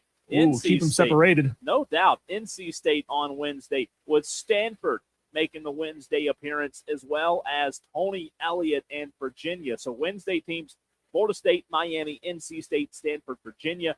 On Thursday, July 16th, Diesel in Charlotte, you will have Boston College, Clemson, Georgia Tech, Louisville, Syracuse, and Virginia Tech. So obviously a big day there. Think about that. You'll have Dabo Swinney. You'll have Brent Key, which a lot of people think, that's a big deal, right? Brent Good Key, coach. Jeff Brom. Yep. You've got Syracuse, Boston College. No disrespect to them, but then, hey, Virginia Tech. You know who's going to be there? The old Penn State man himself, James Franklin, man. Yeah. How about that? Yeah. So James Franklin making his ACC Media Days debut on Thursday. Funny how last year the story was obviously Belichick, and they had Belichick there the same day as Dabo. Yep. Right. So this year the big deal storyline is James Franklin, and they put him there on the same day as Dabo also. No doubt. And then Friday, July 17th, Cal, Duke, North Carolina, there's Belichick, Pitt, SMU, Red last year, and Wake Forest. Those are your schedules. Those are the 3 days for ACC kickoff. Maybe, just maybe, we won't have the power pulled on us. Remember that last year when the guys were cleaning up on us? Do you remember? And poor old Phil Kornblut, he's sitting down to start his show, and they're yanking power cords, and he's just happy as could be, just doing his show. I loved it. Didn't have a clue. So Wednesday, Thursday, Friday. Now, I don't think was it Wednesday, Thursday, Friday last year as well? I don't know why I was thinking it was Monday, Tuesday, Wednesday, but I don't recall now. I don't remember being up there on a Friday. Maybe we were. No, it was Wednesday, Thursday, Friday, but you and I, Diesel, were only there Wednesday, Thursday. So I'm looking back. That's what it was. We were only there Wednesday and Thursday. Are we going to get the penthouse this time? Up there in the tippy top of the building? I think that's a great idea, but you better, what in one hand and wish in the other, because I don't know if that's going to I don't know. A girl can dream, right? That's right. You can dream, but I don't know if that's going to happen. Let's do a little weekend menu college basketball edition. If you are sports watching this weekend and you say, hey, I want to take in a little college basketball, what's the menu look like? What's on that menu? Let's start with top 25 action tonight, Diesel. If you want to watch some Friday night basketball, I know a lot of our Tolos are probably going to try to pull up the streams, ESPN Plus, for Clemson and South Carolina baseball since today's opening day. And the Gamecocks already 1-0. That's a big deal, obviously, and there are some other things that will pull you away from college basketball this weekend as well. But tonight, does anything interest you tonight, Diesel, college basketball-wise? You have Michigan State, Wisconsin. That's a number 10 Michigan State team, a very good Michigan State team, by the way, 10-3 in the Big Ten, going against a good Wisconsin team. They're not ranked, but they're 9-4 in the Big Ten. Michigan State, a 1.5-point favorite on the road tonight. Also in top 25 matchup, you have St. Louis, 23-1 against Loyola Chicago. They're not good this year.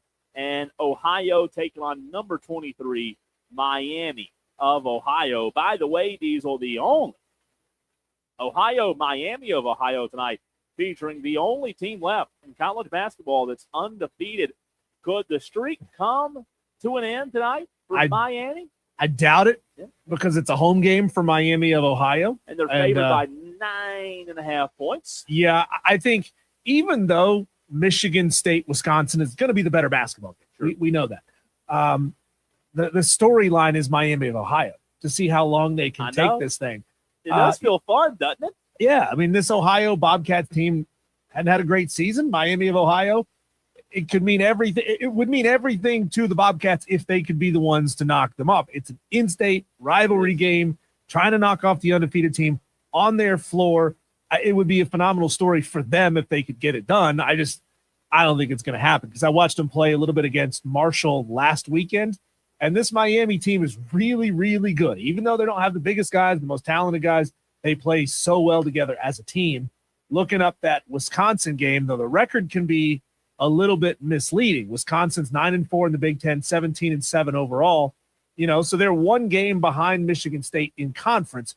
But when you look at at Wisconsin's season, they've lost all but 2 of their quad 1 games all season long. So they're beating up on weak teams. Yeah. They're 6-1 against quad 2.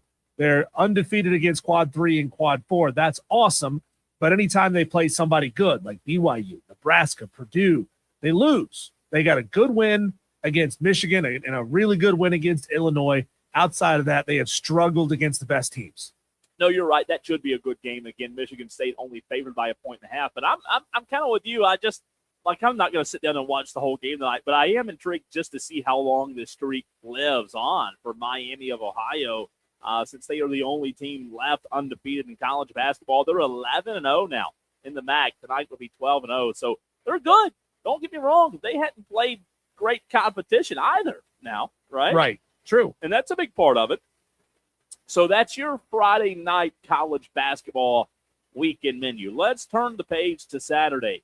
Man, we start out with a bang on Saturday at noon, Diesel. So looking at these time frames, which time frame do we like the most? Well, again, noon o'clock tomorrow, the only top 25 game at noon on ESPN. Clemson at Duke. It's in Durham at Cameron. The Blue Devils are a 12.5-point favorite as of right now. 2 teams in the top 25, 2 teams that have already won 20 games this season and 10 games in conference. Both Clemson and Duke have. We talked about this one a little bit earlier in the show, but in terms of watchability, I think tomorrow's a pretty good slate, but how do you bypass this one? You gotta be somewhere, not on the couch necessarily, but tomorrow you gotta be somewhere if you're a college basketball fan where you can take this one in. Yeah, that's by far the best game on Saturday. I mean, in that time slot. Otherwise, you got TCU, Oklahoma State. Not a bad game, but here it's not going to move the needle. The noon slot is fairly weak. Samford, ETSU in certain years would have been a really, really good matchup. Yeah. Samford not that good this year. So hey, don't forget 2-10 Georgia Tech versus 2-10 Notre Dame. Yeah. Good. Yeah. The battle of the PhDs over here. That is awful. How is Notre Dame falling off so bad in basketball? They had been elite for a long time. I mean, man, they're not like bad. They're bad. They're really, really bad. So you're right. They're so bad they're nationwide. That's true. The 12 o'clock time frame dominated with Clemson. Now, I will say Michigan, UCLA, we'll see if that one's close. The ones in Vegas, the odds makers don't believe it will be when it's all said and done. Michigan's favored tomorrow over UCLA by 15.5 points, Diesel. So that is a big spread. Over a pretty good look. UCLA's not ranked. They're 17-7, 9-4 in the Big Ten. Pretty good UCLA team, but 15.5 points. A lot of points. Also tomorrow, let's look at the 1 o'clock-ish window. How about this one, man? This one intrigues me. Big 12 matchup. I was so impressed with Kansas and that big win they had earlier this week, Diesel. They're at Iowa State tomorrow. That is a tough game for Kansas on the road. I like Kansas a lot. I think they're a good team this year. They're 19-5 overall, 9-2 in the conference. Iowa State, though, a 9 versus a 5 here. Iowa State's 21-3, 8-3 in the Big 12. Iowa State favored by 5.5 points tomorrow. The total is set at 144.5. I think this one could be a sneaky good college basketball game, Diesel, to watch tomorrow. I know it will kind of conflict with Clemson Duke a little bit, but I'm telling you, put this one at the top of your list. I think this one's going to be a heck of a basketball game. Well, Iowa State has only lost 3 games this year. All of them have been on the road, which means they're undefeated at home, and they're playing this game at home against Kansas, a team that, well, kind of shellacked them a couple weeks ago. Kansas beat them by 21 points about 2 weeks ago, 3 weeks ago. So how much is that going to creep into the Iowa State players' heads? Don't know, but they play really, really well at home. And that's huge, man. Like, what'd you say, 84-63? Yeah. I mean, that's a lot of points. And you're right. They Kansas comes in hot, a long winning streak, right? They've beaten elite competition. That was a rare stumble, though, for Iowa State. It was. Joshua Jefferson's really, really good. I think at home they'll be tough tomorrow. I'm telling you, man, I know Clemson. Here's what I'm going to say. Clemson Duke locally is big, right? It moves the meter locally. But I think this could be a better game. I think this could be the better game tomorrow. Probably right. Hey, especially if the odds makers are right, Diesel, in the sense of Clemson's going to lose by 12 plus. I think this one, ABC, 1 o'clock tomorrow. Oh, man, I'm excited for this one. So Kansas is number 9. Iowa State is number 5. Also at 1 o'clock tomorrow, Northwestern's horrible. They're at Nebraska. Nebraska's number 7 in the country. Look at Nebraska having a really good season. 21-3 overall, Diesel, 10-3 in the Big Ten. They're favored by a whopping 13.5 points. St. John's on the road at Providence tomorrow. Not much there in the 1 o'clock window. Anything else that interests you? You have A&M, Vandy. Both of those teams are just kind of mid teams in the SEC. Yeah. We'll get into SoCon a little bit later in the show. But 1 o'clock, that's going to be Kansas's time slot, right? That's it. Yeah, that's the heavyweight fight there. And it'll if Duke Clemson ends up being kind of a wash early, it'll be an hour into the game at that point, so maybe a little past halftime, maybe a little into the second half. If Duke's pulled away by 15, 20 points at that point, which is possible, not likely, but possible, then a lot of people are going to be flipping over to that Iowa State and Kansas game. Let's see how Virginia Tech responds at 2 o'clock tomorrow with Florida State coming into town. Look, Virginia Tech's a little bit better of a team. Both teams are just meh in the ACC. Virginia Tech's 500. Florida State's 4-7.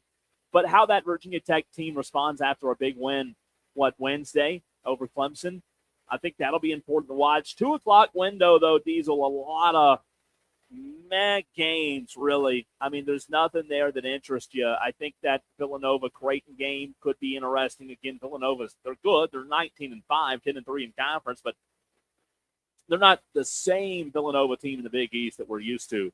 Yeah, those are the games you bury behind the really good ones that you had tip off at noon and 1. Before you get to 3 o'clock, the game, I think, is Kansas, Iowa State, and then obviously Clemson, Duke. Now, 3 o'clock, things start to get better.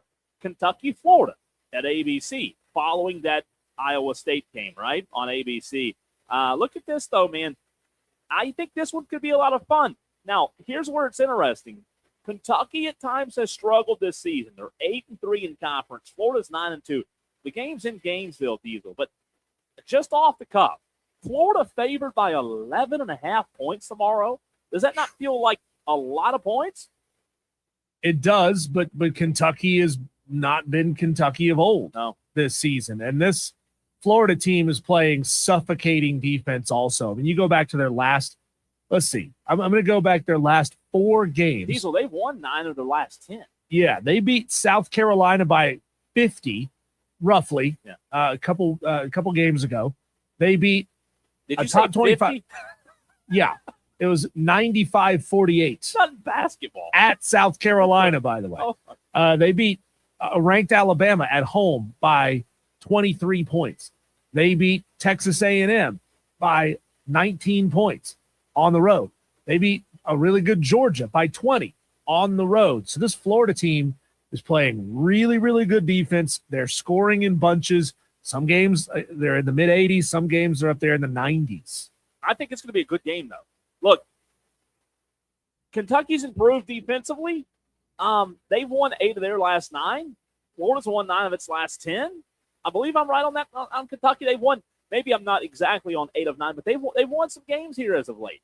Florida's front court is so good. I think it's a front court that started the season a little slow, and they've just gotten better. Their size, their rebounding, I think it's going to wear down teams and wear down Kentucky, Diesel. I think it's going to be a good game. I like Florida. I think that's going to be a fun game, though, even though the spread's not, it doesn't tell you it's going to be a super close game. How bad are these teams in basketball, Diesel, that on a Saturday in college football, we would look at Penn State, Oregon, and think, oh, my God, we're not going to move away from the TV, right? Yeah. And a pretty good game, other than last year. Penn State was bad. But Penn State and Oregon, the two teams combined, Diesel, in conference have won 3 games. Honestly, I didn't even know Penn State had a basketball program. You never, ever, ever hear about them. That is so bad. They're so bad, man. Oh, my gosh. Also, local note, South Carolina Upstate looking for their 12th win of the season. They're 11-15, 3-8 in the Big South. They're on the road at Longwood tomorrow. Longwood's not great either, but let's see if Upstate can pull it out. 3 o'clock window, dominated by Florida, Kentucky. Anything else there? Georgia, Oklahoma, 2 bad teams there. Georgia was really good there for a while. They were, and Florida beat them twice this year. They beat them twice. Colorado, BYU, maybe for a little bit. BYU's good. They're number 22 in the country, but I think they'll take care of business. Number 24, Louisville Diesel at 4 o'clock at Baylor. I mean, this could be fun. Louisville is favored by 6.5, but doesn't really move the meter a whole lot there for you in terms of the 4 o'clock window. Your App State Mountaineers are also playing at 4 at JMU. JMU's not having a good year, man. They're 500, 5-8 in the Sun Belt. A winnable game for App State tomorrow, Diesel. Yeah, that's one of those games, one of those teams, rather, that the portal just decimated them. James Madison had been a really good program the last couple years in a row. This year, they're sitting there at 500. They're just not the James Madison of old in basketball, and App State is on a run. App State's a good year. They have won now, let's see, 3, 4, 5, 6, 8 games in a row. Wow. Beat Georgia Southern by 16, 17 points earlier this week. Another one of those teams that plays really, really good defense. They moved into first place in the Sun Belt with that win over Georgia Southern. Here's a stat call that's going to blow your mind. I don't know if I texted you this. App State now leads the Sun Belt Conference while being dead last in America in free throw shooting percentage. I'm dead last out of everybody, not in the conference, not in the region, like even dead last. Yeah, 60. They're like a 62.5% free throw shooting team. That is crazy. Awful. That's awful crazy. At the line. They're good at everything else, though, right? I guess. I don't know how that's possible. I know. Yeah, That's but Troy helped them out, got a strategic loss right when App State needed it, and we'll see what happens. Dustin Kearns puts together good defenses, but he cannot find anybody that can shoot 15.5 feet away. He's a good coach. Also, top 25 action tomorrow. Purdue, number 13 at Iowa. Now, 6:30 tomorrow night on ESPN will be a good one. Number 16, Texas Tech at number 1, Arizona, the number 1 team in the country. 1 loss, Arizona, 9.5-point favorites over Texas Tech. Number 15, Virginia at Ohio State. Calipari, number 21, Arkansas, hosting Auburn tomorrow night at 8:30. And number 12, Gonzaga at Santa Clara tomorrow night. That is a 10:30 tip on ESPN. And then a quick overview on Sunday, the only top 25 matchup on Sunday, Diesel, featuring number 8, Illinois. They're really good, 11-3 in the Big Ten, 20-5 overall, hosting Indiana, 17-8, 8-6 in the Big Ten. Sunday, not a great day in terms of sit down and watch college basketball all day. There's a lot of games on, but only one team in the top 25 playing on Sunday. This is shady. Whoever put this together, they should have flip-flopped them, okay? You put the bad games on Saturday. On Valentine's Day, tomorrow's Valentine's Day, guys, if you forgot, stop by the store on your way home, stash the flowers in the garage or something. That is just flat out wrong of them to put some of the best college basketball games on Valentine's Day when there ain't no way your wife's going to let you watch basketball. No, not on Valentine's Day. You're right. It's not right. There's your Not right. weekend menu. That's it. Decent little tasty Decent, menu. decent. A nice charcuterie of basketball. That's right. Cole, when we come back, we had a little fun doing a power ranking yesterday, so I want to do one of my own today. As we get into kind of the off season of most major sports, I want to ask you to power rank some of these common activities that you might find yourself doing over the next couple of months before football comes back in earnest. That'll be next, right here on the Fan Upstate.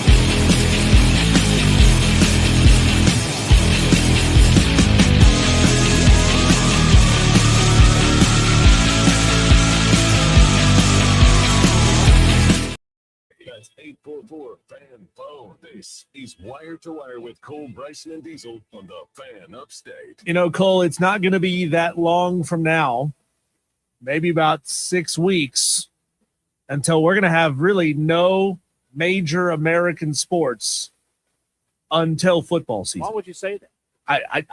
I'm preparing you for the inevitable, right? I'm just letting you know. Where are they going? What's happening to them? Well, the college basketball is going to be done. The NBA is going to be done. And we're not going to have anything until football is back. I mean, Major League Baseball, yeah, but early season Major League Baseball, not that entertaining. But I wanted to ask you this question, Cole, as you did a phenomenal job putting together a power ranking segment yesterday. And I do a little power ranking segment of my own, a little mix of some of these spring sports that we have available to us and some of the things that we all have to do. Like, you know, we want to get outside. We want to do things ourselves. We can't spend our whole lives sitting on the couch. So, Tolos, you can join in on this as well. Power rank the following spring and summer activities, Cole. Cutting your grass, watching your college baseball team from wire to wire, first pitch to final out. Going pond fishing, you're like from the bank. You know, I'm not going to let you have fun, have a power boat. This is so much more fun when you have a fishing boat. Watching a UFL game, because that still exists. Playing 18 holes of golf. Watching NASCAR on television. Watching PGA golf on television. Going to the SEC women's tournament. Yes, I love it. Or maintaining your deer blind. Oh, that's something that's going to be super. I put that in there just for you. You know what? Because we're buddies, and tomorrow's Valentine's Day. Yeah, that's nice. In a platonic way. Yeah. I love you, man. So I put that on there. Well, I appreciate that. You know, I do enjoy, like, when it gets good weather, just kind of roaming the woods a little bit, you know, freshening them up, getting ready for deer season, turkey season, whatever it may be. So that's tough. Ooh. Are there any? List. So I know that in the summertime, it's legal to hunt nuisance game? Yeah, coyotes. Coyotes, wild hogs. Do we have that here? I mean, I know we have coyotes. I've got heard hogs. Of them. We got hogs in certain parts. Yeah. Okay. Just depends. I mean, maybe more toward like the Midlands and Low Country, but no, we have hogs and more. I mean, coyotes are everywhere, but in the summertime, really just the, like you said, the nuisance, the coyotes and the hogs is all we can shoot. Okay. So of these activities, Cole, how would you power rank? How would you look at these activities? You know, I'm glad you put the whole SEC women's tournament in there, because I do love that. You know, I've been 2 years in a row now, and going again this year, the SEC women's tournament, I love it. I do. It's in Greenville, and it's always packed crowds, especially obviously with South Carolina, right?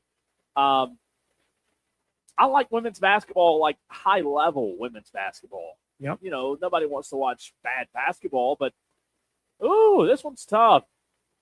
Are we going from one down? You starting at one? Yeah, you can start at one.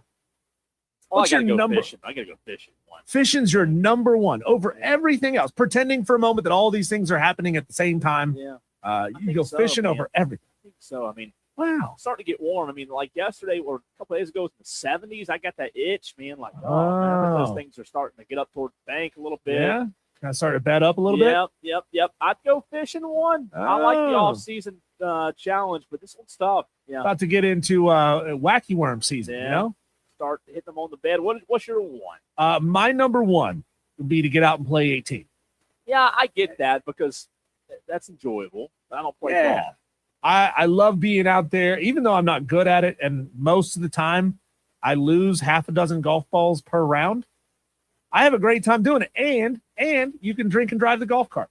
It's true. Always fun. You know, I would love to be able to say, you know, I don't play golf. I love watching it. And if there's a golf instructor out there that's miserable and hates his life, that wants to trade airtime for Cole's golf lessons, hit me up, because I would like to, you know, I do enjoy things that make me feel relaxed. I just don't know if golf would relax me or not, you know? You know, it's one of those things you can say, you know what, I'm going to go till I get a triple bogey on every hole, and then I pick it up and I'm done. Yeah. Triple bogey on every hole. God. I mean, anything past that, if you're terrible at golf, you're gonna have a bad time and you're gonna frustrate yourself. By the way, Northern Kentucky leads South Carolina 2-1, top of the third in game 2. Just quick scoring update. So I'll go.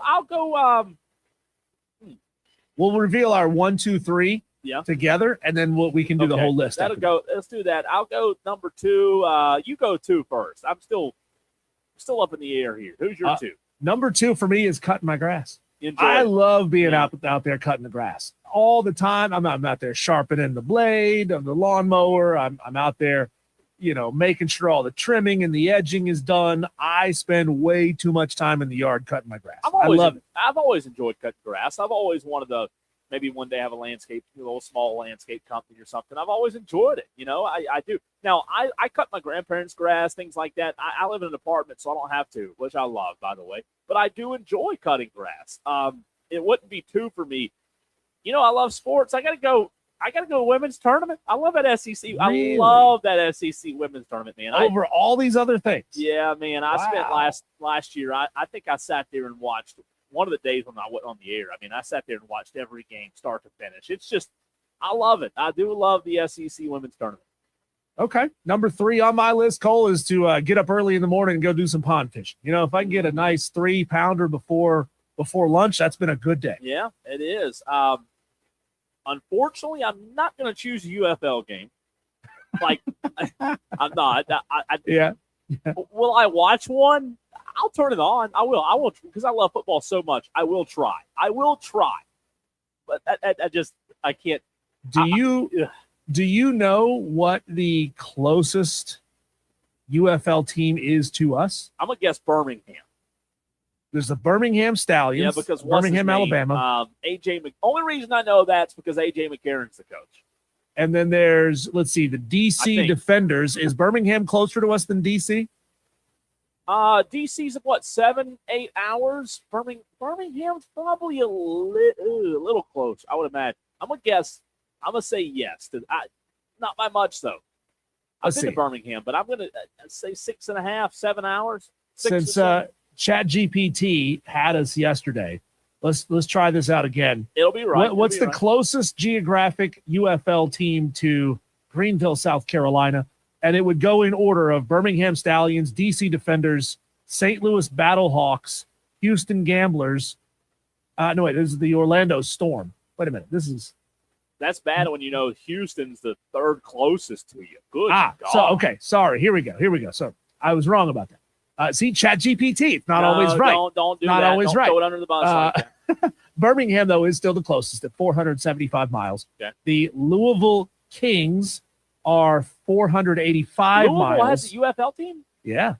No, I think it's new. I think they added some teams this year. 2 years ago, I had to drive to Louisville for something for work, and I tell you what, that was a long, miserable drive. That's a long drive up there, longer than you think. I didn't know they had a UFL team. Next closest at 550 miles are the Orlando Storm, and then at 520 miles are the DC Defenders. So it goes Birmingham, Louisville, DC, and then Orlando. God, Birmingham's the closest one we have.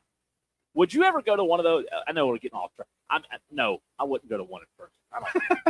Only if I was in town and had nothing else to do. I'm going to put at my 3, I'm going to go maintaining my hunting stuff, getting out in the woods, doing woodsy stuff. That's okay. I love that, man. I love the woods, love being out there. That's top 3 for sure. So my 9 through 10, number 9 is watching UFL. I don't want to watch UFL. Number 8, and I don't even have one of these, but if you needed a hand, call me. Cleaning up a deer blind. I'd love to get out in the woods. I'd rather do that. Yeah. I'd rather help you maintain your deer blind than watch UFL, if that tells you anything. Can I tell you, I was drinking water one night. Sorry, I know that sounded weird. Let me tell you something real quick on this whole deer blind thing. And I'm glad you brought that up because I've got to get this out there. People need to understand something about this whole hunting thing. And this is I say this with no offense because you just said it, and I think you made a great point. You said, hey, I'd love to help you with your deer blind, whatever. I appreciate that, and I'll tell you why. You know how many people ask me on a yearly basis to go hunting with me? And a lot of my friends do, and I have about 2 or 3 friends that I hunt with, and that's it. And you know why? You know why I always say no most of the time? It's nothing disrespectful. It's sweat equity. Sure. You know how much sweat equity you put into things, and then you want to be invited to go hunting? Oh, no, what have you done? You haven't been out there working, planting food plots, that kind of stuff. So I appreciate the kindness there. That is willing to help. Yeah, you got to be willing to help. Willing to help. Willing to help. Yep. UFL, my number 9. Working on Cole's Deer Blinds, my number 8. Watching NASCAR on TV is my number 7. Like, I don't know what it is. And I'm sorry to Dan B., who I know loves NASCAR and has tried so many times to get our Tolos into a NASCAR league, like for fantasy. It's lost me. It's completely lost me. You have to have a reason with NASCAR. Like you either have to have a vested interest with gambling, or you have to have a driver. I don't have a driver anymore. And then you have no reason to watch. I have recently started liking Carson Hocevar. Recently, he's young. He's on social media. He DGAF. He's just kind of like he's just a wild card. Nobody really likes the guy. But I've kind of, in the past year and a half, I like Hocevar. So is he a troll? Is that what you mean? Yeah, he's just a-hole. But he's so much like Dale Earnhardt was when Dale Earnhardt was coming up. I'm not talking about like the wins, but I've started pulling for Hocevar lately. He's not very good, but he'll put your ass in the wall. He will. He's very, very, very young. If you watched him, Diesel, I'm telling you, you'd like him. He's only 23. Okay. He's young, but he's a good driver. He's got a good team. And to watch NASCAR, I found that out. You have to either have money on it or have a driver. So if you don't have one of those, you're not going to watch probably. 6 on my list is going to the SEC Women's Tournament. I've never experienced it in person. If I got my ass in gear and went down there, I'm sure I would have a blast and it would make its way up my list. Especially when South Carolina's playing. Sure. Big crowd. It's like I said, it's great. I mean, you're right there. You're sitting on press row. It's so many media members. It's a lot of fun. I can't wait for it. I need to look at my emails and see if we've gotten invitations for that yet this year. Yes. Let's see. Number 5 on my list is watching my team's college baseball because my team is mediocre at best, but I still love my team. And by God, I'll sit there and watch them. So number 5 on my list is that. Number 4 is watching PGA golf, just a regular tournament, not like the Masters or anything. But I can tune in and watch around. 3 on my list is going pond fishing. 2 is cut my own grass. And number 1 is getting out and playing 18. Well, you know what? The whole golf thing, like, I've said this multiple times. I don't play, but I love watching it. And I love watching it, especially if the big names are in the top, 10, 15. Mm-hmm. Now, if they're not, I struggle watching it. I did try to watch the duels last night, the NASCAR.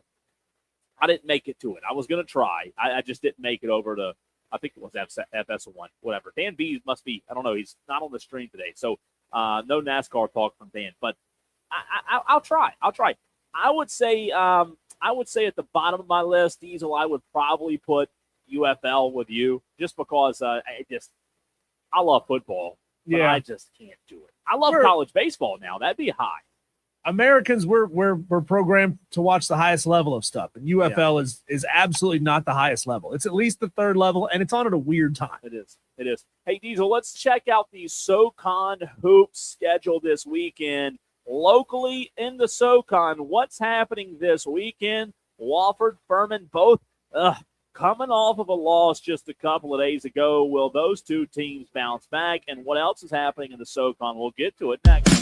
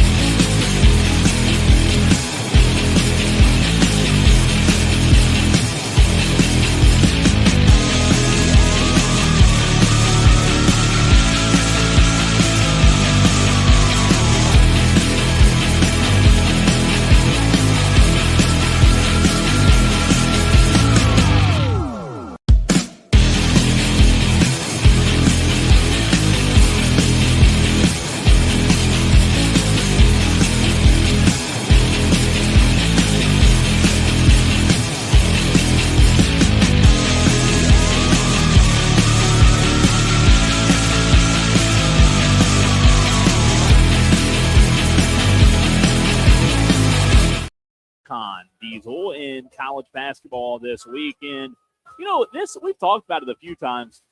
The SoCon this year's interesting. And I'm not, you know, the SoCon expert by any means, but I've grown up following Wofford and attending Wofford games and going to Furman games. And the standings this year are head-scratching. And I think Rocco Miller said it, or was it Rocco or Evan Miyakawa? I think it was Evan Miyakawa on Wednesday who said, hey, look, you know, the best players in the SoCon this year are not ranked according to the metrics where they have been in past years. So maybe the conference is down. I guess it's a good explanation for it. ETSU, Diesel leading the conference at 11-2, Wofford right behind them at 9-4, which that's what's wild. Think about that.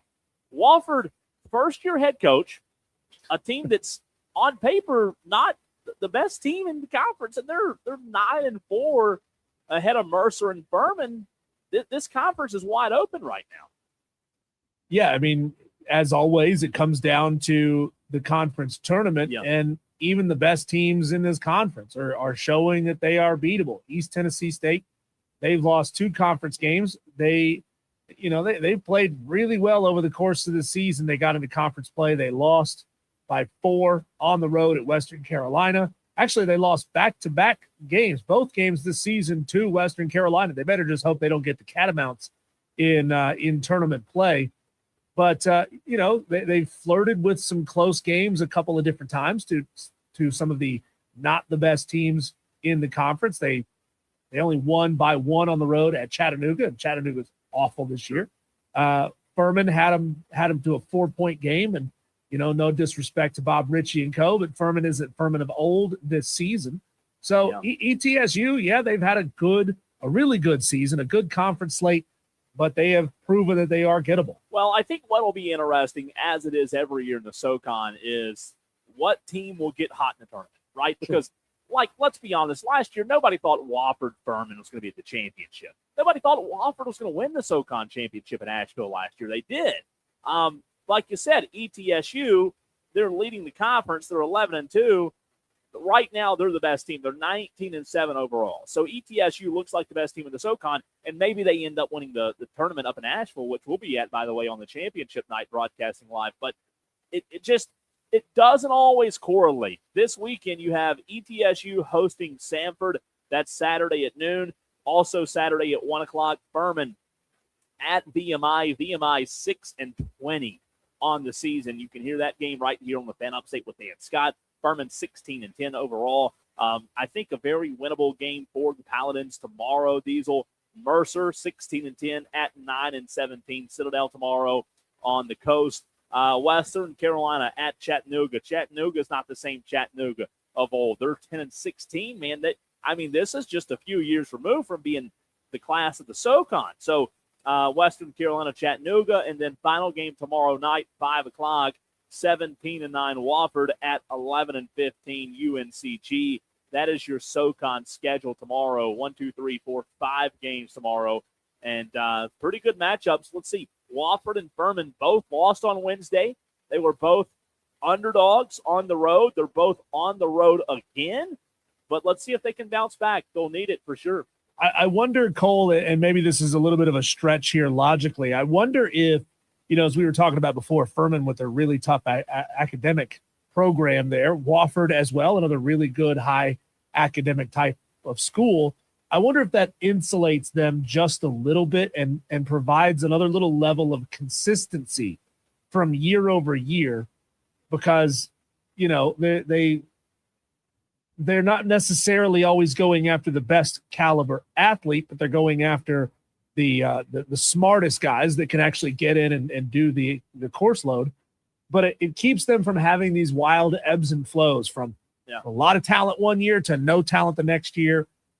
It's maybe a good problem to have, but a bad problem to have at the same time. Maybe so. And it's one of those things where it's so fun to watch. I love it because we have 2 teams here locally in Wofford and Furman, but Bob Ritchie's been there for a good many years now, and he does a great job. And Kevin Giltner, the storylines are good too. Kevin Giltner, coming off of or entering his first year, but coming off of a long career at Wofford where he played there and coached there under Mike Young. And Now this Wofford program, we're watching Wofford and Furman in a different era of college athletics, where the best players, Diesel, they're not guaranteed to be there next year. So it's a lot of fun. Big matchups tomorrow in the Southern Conference, and we'll see if the Furman Paladins can get back on track.